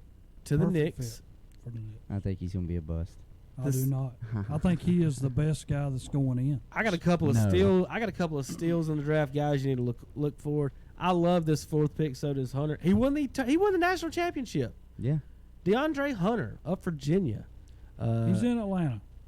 I didn't say he's going to win the championship. Have you seen Atlanta's makeup right now? They're terrible. Atlanta's got Trae Young. They just drafted DeAndre Hunter, Cam Reddish. They've got 2 spots for max deal players. I mean, what? They got young core, and they can sign 2 max deal players. As Atlanta, how many times in your lifetime have they even been to the playoffs? They've been to the playoffs a couple times when they had Jeff Teague and when they had. Is Atlanta better? Is Atlanta better than the Celtics right now? In game 1. Right now? Is Atlanta better than the Celtics right now? Yeah. Terry. Yes, they are. Who's got the best point guard? Rozier or Trae Young? Trae Young's better than Terry Rozier. There's no way. Okay. Terry Rozier this last year averaged 11 points. Trae Young his name's Terry. 20. He's going to back up his boy. His name's Terry. That's right. He's a Celtic named Terry. You got a guy that's, what have we talked about before? When Rozier's your been a guard bench player. leads you in scoring. He's been well, now he won't have to because this is the only thing I don't know what they're gonna do. I would suspect they'll put Hunter at the 4 and they'll put They got him listed as as the they got him listed as the power forward here, so I guess that's what. Well, this is why I like DeAndre Hunter so much. When I watched him in college, he won ACC Defensive Player of the Year. Great on defense. To me, he can guard 1 through 4. I don't know if he can guard 1 through 5, just because I think he's like 6'8". Yeah. He's kind of undersized. I think he's a small forward the way I look at him. it. I think he's a small forward, but Cam Reddish is a small forward as well. And DeAndre Hunter, he can shoot the 3. They call him a 3-and-D guy, but really he can put the ball on the floor and score anyway. This, to me, I said this lightly to a buddy of mine when he was in the tournament playing. I said, DeAndre Hunter reminds me of Kawhi Leonard with his game. One of the guys on one of the major networks said he reminds him of Kawhi Leonard. And of course, I know that's big things to say because he just won the championship. But think of him as a young Kawhi Leonard. He can still get better. And I'm not going to say he's going to be, but his game reminds me of it. All right, Tom. Cavs for the second year in a row pick a point guard. What does that mean for Sexton? And now you got Darius Garland, who's picked 5th overall in the draft. Are they giving up on Sexton? Are they going to move one of them? Well, what do you think the Cavs are doing here? It was so hard to keep up with them. I remember I went and watched them when they came to Charlotte, and it's like half these guys I didn't even know were on the team. I mean, they still have Kevin Love, though. Yeah, don't they? yeah. But I think they're looking to move him. I really don't know what they're trying to figure. They're in the complete rebuild. Terry, I saw that team in Charlotte. I'm like, this is just we just basically pulled some guys out of the stands. Did we all watch the draft, or did you just kind of get the stuff the next day? Because I know it's not as elaborate as the NFL. We were we couldn't watch it. We were doing a game. Okay, well this is what they said about Garland when Cleveland drafted him. They gave him an A. They gave it a good pick, but they said what they were going to do was try and have they were trying to have the backcourt of the East the same that Portland has, where it's guard centric. So that's what they were wanting to do with Collins. Now what they're going to try and do with Sexton and Garland. The only question to me is which one of them is going to defer to playing 2 guard, because they both like the ball in their hand. I think Colin Sexton is a better pure point guard. I think Garland's the better shooter. So I would go 1 and 2 Sexton. Tom, just reading this, I'm not feeling good about you at all, Bubba. He only played 5 games in college. Improvement areas. Still evolving as a facilitator. 2 trigger happy from 3 at times. Let's see. Scoring is ahead of his passing right now. Struggles to finish in traffic against length and contact, which is NBA. Not a physically imposing prospect or a threat to go up and finish above the rim. Has to rely on finesse and creativity, which he's shown glimpses. Lacks a degree of defensive upside. Quick hands and feet. Might be struggle early in his career. He's picked 4 paragraph. He's picked 4. What's wrong with him? But why would he hold up against switches coming off an MCL injury? But everything you just read to me seriously reads 2 guard. It reads 2 guard. But he doesn't have the handles, and he's not a facilitator. But he's 175 pounds. Yeah, no, he's short. He's 6'3", 6'3". Most 2 guards now are He's like 6'6". Speaking of Iverson, he's Iverson's size, 6'3", 175. I mean, that's the size he is. So that gives you an idea. Let's put him on the court and see if he can play. I mean, you don't know until they. This is the one year. Well, I usually watch summer league because it's basketball when there is no basketball. But I'm excited to see how some of these people do in summer league. Well, that draft pick was given A, but it's kind of funny. Cam Reddish was given a D. See, I wanted. And then Terry Langford was given a C. You like the pick, but so let's get down through some more. Minnesota went Culver at 6. Kobe White, the Tar Heel, went 7 to Chicago. Last time the Chicago Bulls took a guard out of North Carolina, it was Michael a shooting Jordan. Guard too. Do you know that he outscored Jordan his freshman year by over 100 points? You know that Kobe White. That means he's 20% better. He's got over 100 more hairs than Michael Jordan did too at this point in his career. He's also North Carolina basketball high school all-time scorer. Listen, Tom.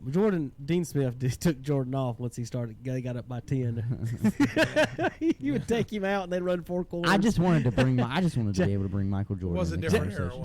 Jackson Hayes. There wasn't no 3-point line his freshman year. Jackson Hayes goes 8th to Texas.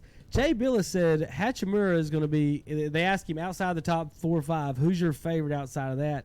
He said Hachimura was his favorite outside the top 5, and he said Cameron Johnson was the best wing shooter in the draft outside the top 5. Hachimura goes 9 to Hunter's Wizards. Duke's Cam Reddish goes 10 to Atlanta. We talked about that a minute ago. And then the Phoenix Suns, 1 spot ahead of the Hornets, where before the draft started, I said, And as last week, I said, please don't pick another power forward or big man. I'm tired. They need a shooter. They need someone They who need can a create wing their scorer. own shot. I want to buy a jersey of someone who can cross someone up and take a jumper over somebody. Just once for a Hornet. I want one Hornet jersey. That's not Kimba. That a guy can, And they don't do it. They Cameron Johnson goes one spot ahead at 11 to Phoenix, and the Hornets end up with P.J. Washington. Now, I went and looked at his stats. I will say this. He scored 28 in his last game at Kentucky. He came back against Auburn. Yeah, it was against Auburn. He was the best player on that Kentucky team.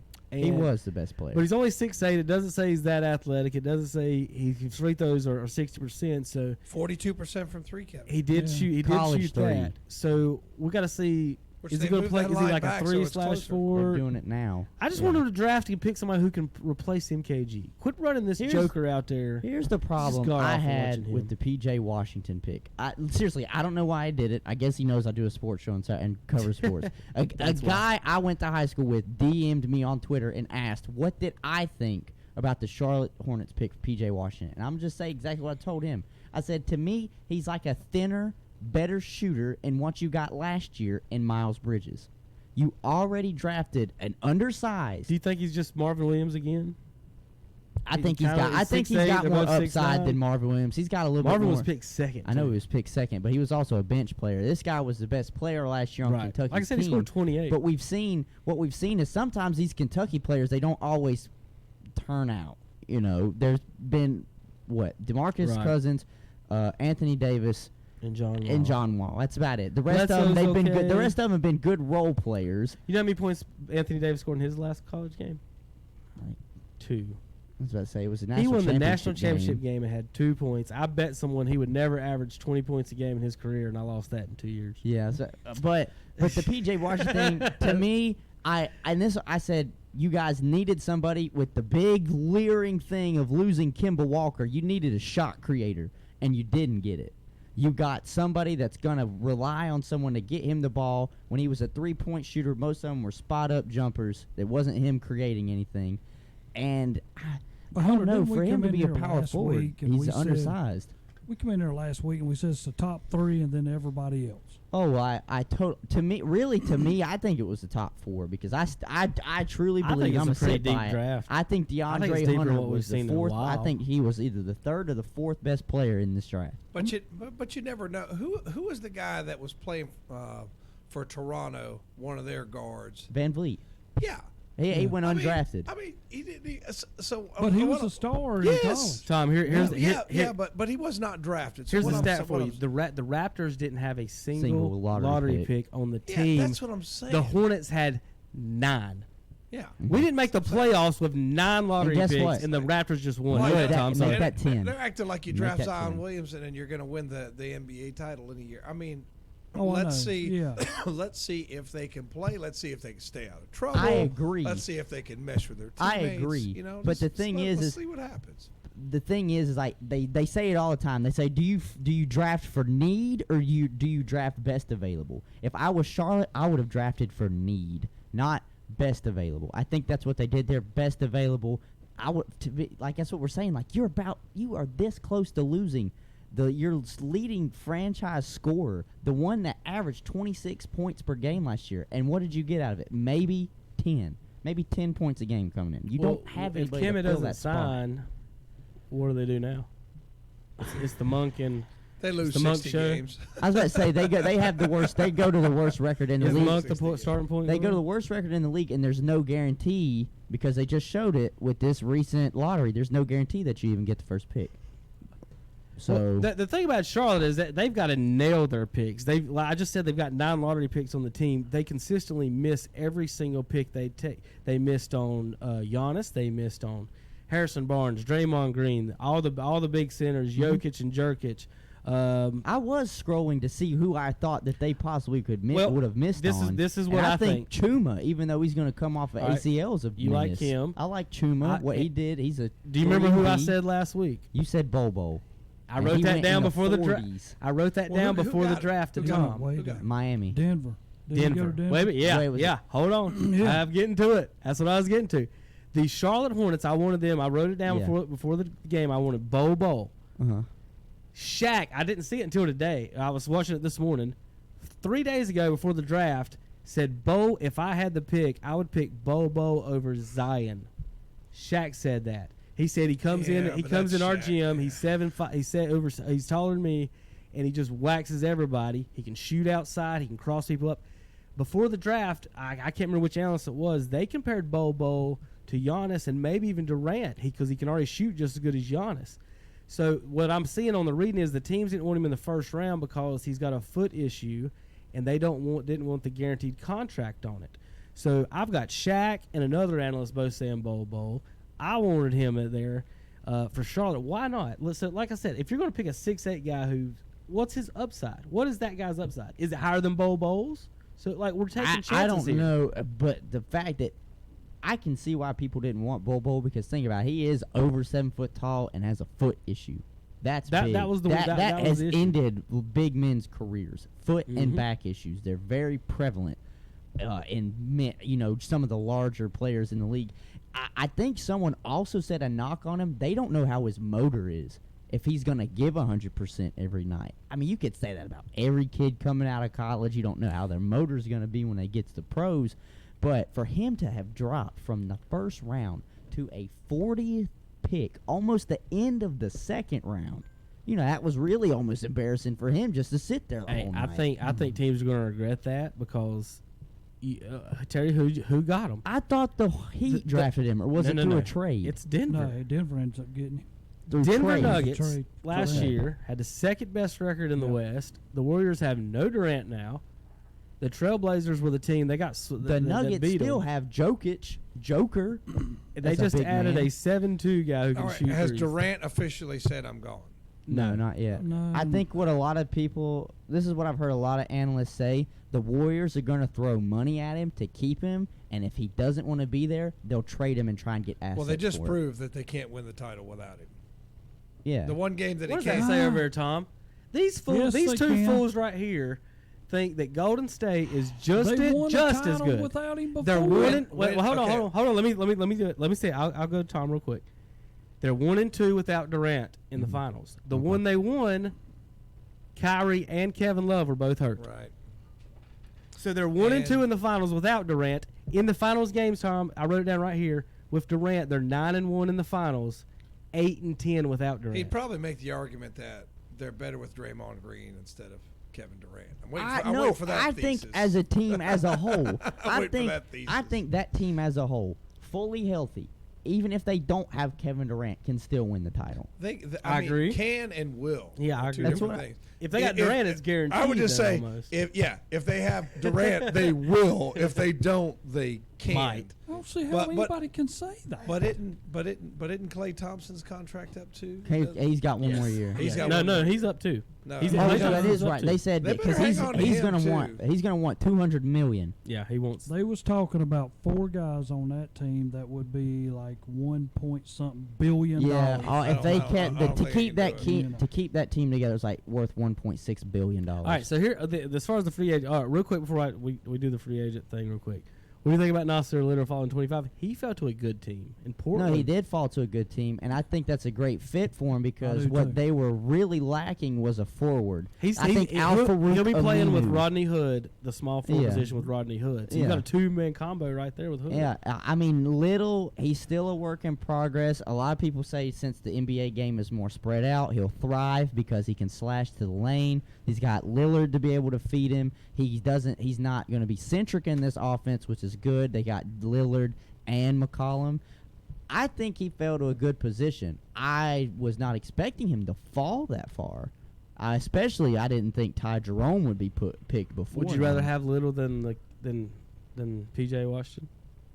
That's the question, really, for Hornets fans. For Hornets fans, P.J. Washington's offensive game right now is more polished than Nasir Little, at least from a shooter standpoint. But if you want to talk about you want a guy that to put the ball on the floor and get to the rim, Little would be better than P.J. Washington because Little's already got the athleticism. What do you think, Terry? I mean, when I think of the Hornets, I don't know what they're going to have to do. I mean, they take P.J. Washington and they had all these other guys, but I don't think anything that they would have picked, and this is my own opinion, from where they picked from, anybody's going to be able to help out. Well, where they're at. You know, they're in Struggleville right now. They're not good enough and they're not bad enough. Terry, you know what? Boston is actually, and I didn't know this until I was watching one of the shows. You know, that would have been a great pick for him too. I'm just saying, Brandon Clark. Brandon Clark to me fell.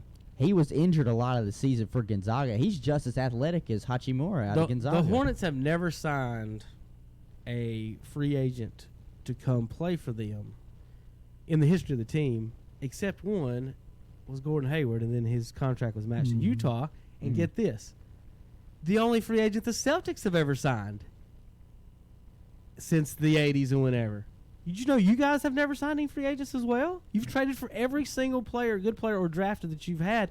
And get this, the one signing you had is Gordon Hayward too. Yeah.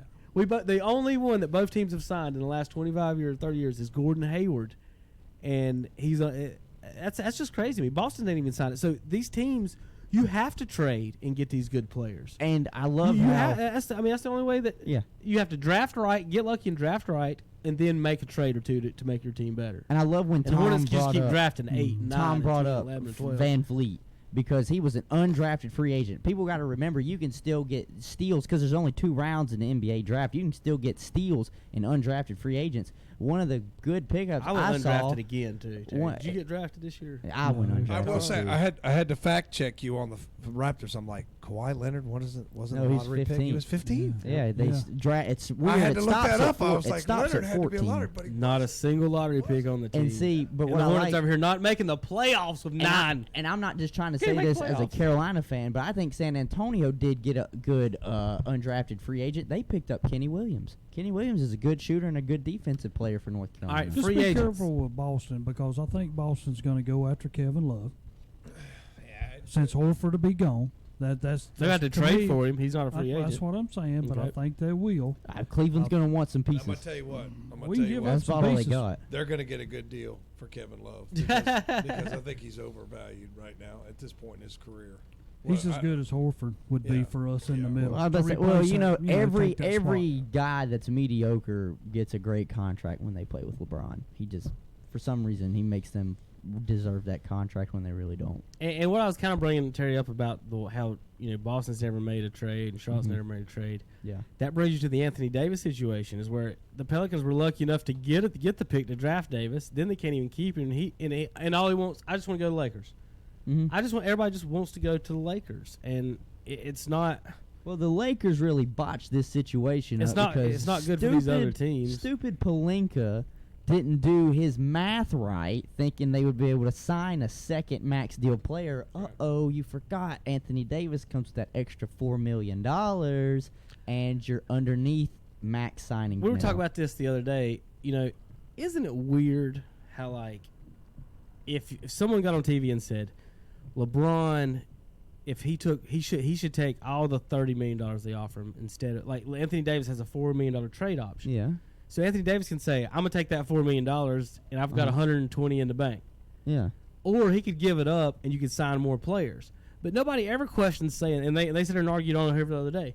Well, the Lakers can find people like Redick or somebody who'll take a pay cut and he'll come play for them. But why is it okay for Redick to take a pay 50% of his money, which would be way more than LeBron? That would be 50%, or $4 million to Anthony Davis is 1/6 of his pay cut. But if that was to Redick, that would be half or something like that. But we have no problem saying, hey, you take a pay cut. But these don't let the expensive. Here's the free agents, guys, and what's going on. We're going to make a couple notes on some of them. The news is that Kyrie and Kevin really want to get together.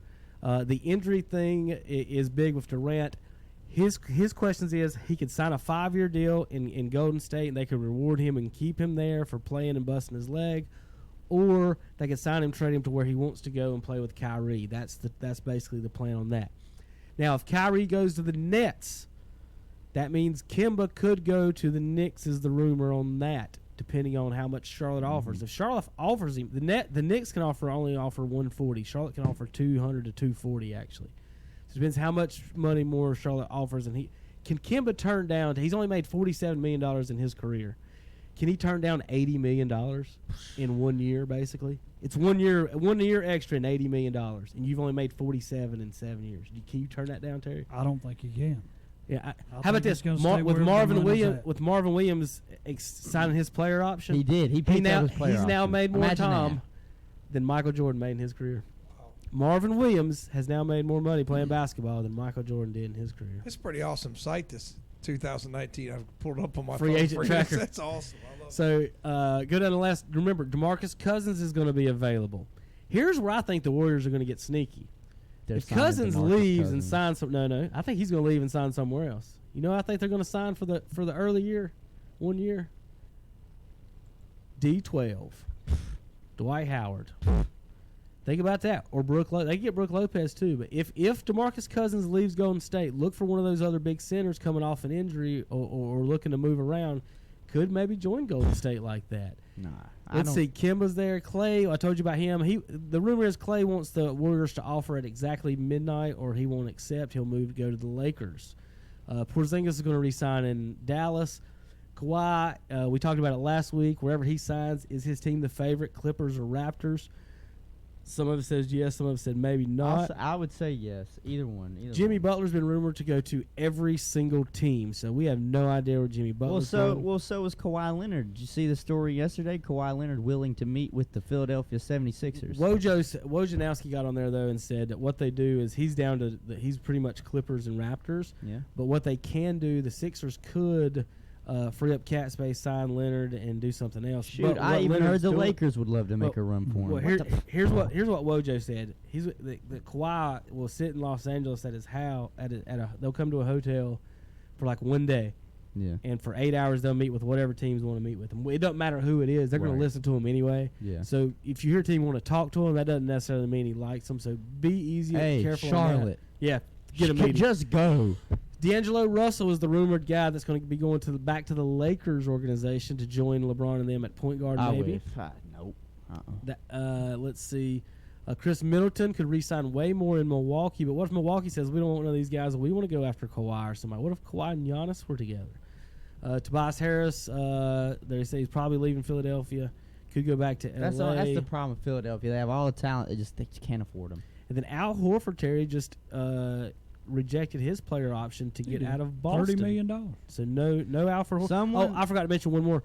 Harrison Barnes last year averaged 17 points a game, small forward. He said he's willing to work on a contract extension with Sacramento. The Kings can pay way more, and the way I see Harrison, he's going to go whoever pays him the most. Is the way he kind of acts. Folks, how about Hassan Whiteside center playing defense? But he can re-sign for more. He's in. 13-11 last year, guys. And nobody talks. You want to know here? This is somebody I don't know because he opted out. You passed him. You didn't talk about him. Scroll up. You didn't talk about him. He opted out. He was supposed to be a big piece of the New Orleans team. Julius Randle opts out of his contract. Yeah. And if he doesn't re-sign for more money, that would have been the power forward I try and make a run at if I was Charlotte or one of these smaller markets. But because Charlotte can't make a run at any free agent because they don't have any cash, Hunter. They're over the limit, and they have to trade someone. They got to trade or sign someone at a mid-level exception. They're Batum. stuck with what they got. So I see Charlotte could be possible here's where Charlotte gets involved in the trade market. The Houston Rockets are going to try to get rid of Chris Paul. A good landing spot if he can't get with he's going to try to get a buyout, but nobody's going to pay him $44 million not to play. I could see unless Charlotte could possibly. I could see Charlotte making the trade if Kemba don't sign with Charlotte. What if they offer him Batum because that eats up $24 million? They got to get to $40 million. Mm-hmm. Charlotte's only one of these teams that can throw Batum and MKG. That's $36 million. Right. And then Houston gets a defensive player and a guy that can move, pass the ball. Then Batum that can pass the ball to James Harden, which is really what they won't need. Anyway, Harden don't want Paul taking him a shot. So I think Charlotte could be a possible trade spot with Paul. Even if they trade him, then they could buy him out, and then he signs with his Lakers and stuff. But what Charlotte may be involved in that, but other than that, there's nothing they can do right now. I think Charlotte just needs to bite the bullet, and they just need to realize we're going to lose. We need to play our young players, see what we have. Who's the best player going to be in the draft next year? Anybody know? He's not a Wolfpack, is he, Terry? No. Well, they come and go so much. Not a hard to keep Buckeye. track of. I was going to say, who are they paying next year, Terry, over there? Speaking of that, I did see State's in trouble on some stuff. Real quick, I did want to talk the U.S. Open. before we get out of here, Gary Woodland. He held on after Travis said he wasn't going to, didn't he? He wasn't too confident in Gary holding on last weekend. I don't know why. That's taking a refresh, and I'm just trying to get my internet going. JP fall asleep in there and knock my internet off the board. Is that what he did, Peyton? Oh, it might be. I see you sitting up in there like he looked like the prairie dogs that poke up when he hears a noise in there. Woodland ends up winning -13. Koepka made a great run. I think he's the best golfer in the world right now. He's going to be in the top 3 or 5 no matter what. Let's see. Nice payday.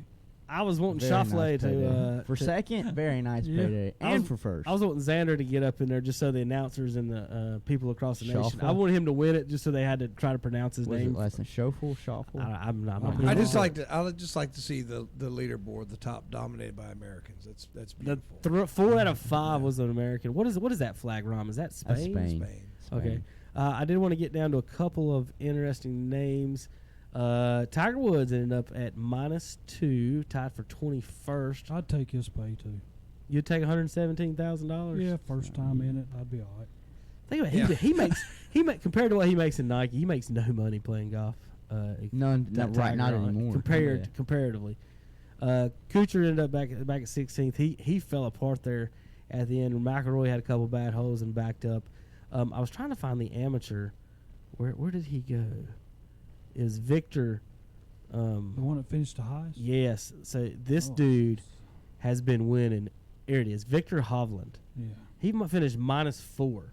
He's already won the amateur at the Pebble Beach, and then he won the college national championship at Pebble Beach. That sucks. He's an amateur though. He didn't get no money. No, he didn't get a dime. Didn't get a dime. Look what he would have gotten: 280 something million, maybe 270. He was tied for 12th. He would have split the 226. So he'd have been in there in that range. So $220,000. The caddy, even still, the caddy's the one that's probably the maddest about that. Is the amateur caddy that they gave. I don't know what's his percentage. But if it's 10%, it's $28,000. Huh? Yeah, I know. $2.2 million. So that's a good little payday. So Hovland, the amateur, finished tied for 12th. So just keep an eye out for that kid's name, and he hits it real well. So I just want to give everybody a heads up on that. And this weekend, I was finishing up the show here. Toyota Save Mart. That's tomorrow. Let me back up a day. Today's Saturday, right? Oh, go ahead. Toyota Save Mart 350 is tomorrow on WCSL 1590 a.m. only. We'll have Hickory and Cherryville tomorrow night. Union County, Lincoln County tomorrow night. Monday, Braves, and we'll be at the Cubs Monday, Tuesday, Wednesday, and Thursday here on KTC. And then our next, besides tomorrow, American Legion, our next Legion game will be Pineville, Thursday night, Pineville at Shelby. Double header, Tommy. You want to sign up for that? What day is it? Thursday, Pineville at Shelby. I guess it's at Kings Mountain. Mint Hill is at Lincoln County. I got to find an announcer for that since Hunter's going to be out of town throwing a party. Cherryville Post 100. What do you want, a bachelorette party? Is that what you told me? No, Cherryville Post 100 will be at Hickory. Good old family vacation. On Thursday. I got you, boss. I'll go in a couple of weeks. All right, real quick, like I said, NASCAR is tomorrow on WCSL 1590. Toyota Save Mart 350 will begin at 2 o'clock. I was going to see if they had their qualifying yet. Terry, you know if they have? Yeah, I don't see it I have on there. not seen. I got the full weekend schedule. It's usually the first thing posted, so they'll probably be qualifying today. I don't think there's no other races on this weekend, so that'll be today's qualifying and messing around. I will do the standings for a second before we get off here totally. Before they go into next week, and I'm ready for the Roval to come back to Charlotte this fall. I'm ready to see that again. I wonder if they make any adjustments to it. That's what I want to know. If the one thing I didn't like, the little ravine there at the start-finish line, you didn't get the cars going full speed there into the finish. Logano's first, Busch second, Keselowski, Harvick, Chase Elliott, Truex is in 6th, 7th, Denny Hamlin, 8th, Busch, 9th, Blaney, and 10th, Alex Bowman. Going down here, Jimmy Johnson is 16th right now in the standings. Looking at the top 4 standings, 3 Fords and a Toyota, 1 Chevy in the top 7 for you manufacturers. 3 Chevys in the top 10. They got one at 8 and 10. All right, Terry, you got any comments or anything on the NASCAR or anything before we get out of here? I do not. All right, well, that'll do it for today's show. Hunter, did we miss anything that you wanted to mention before we got out of here? No, we hit everything. Tommy, do you got anything? I'm ready for football season. Ready for football Two season. months away. Bulldogs and Kings Mountain's going to open up. That's going to be huge, as they say. Can I quote Dennis Davis and say it'll be a slobber knocker? I don't know if you can quote him on anything. I was trying to find. I swear I had another a note or something I wanted to get out. A fun note for us as always. Somebody remind me to bring in the Nolan Ryan figurine. You say it every week. You don't got any Browns news this week before we get out of here? No, I just hope they can keep all that. They got too many divas, I'm afraid. I did wish Terry and Hunter and everybody happy 6/13, June 13th last week for happy Odell Beckham Baker Mayfield Day for you kids out there keeping up, right, Terry? Jesus. We'll wait till that time comes. We'll wait. Terry's favorite day is April 21st. That's Dak Prescott. Ezekiel Day. All right, guys, we'll get out of here on KTCBroadcasting.com. Carolina Country, 92.3 FM, 1590 AM, WCSL, Cherryville, Gastonia. Online at ktcbroadcasting.com. We'll stay socked under the clouds for this afternoon. That should help us stay on the cooler side with high temperatures climbing into the upper 70s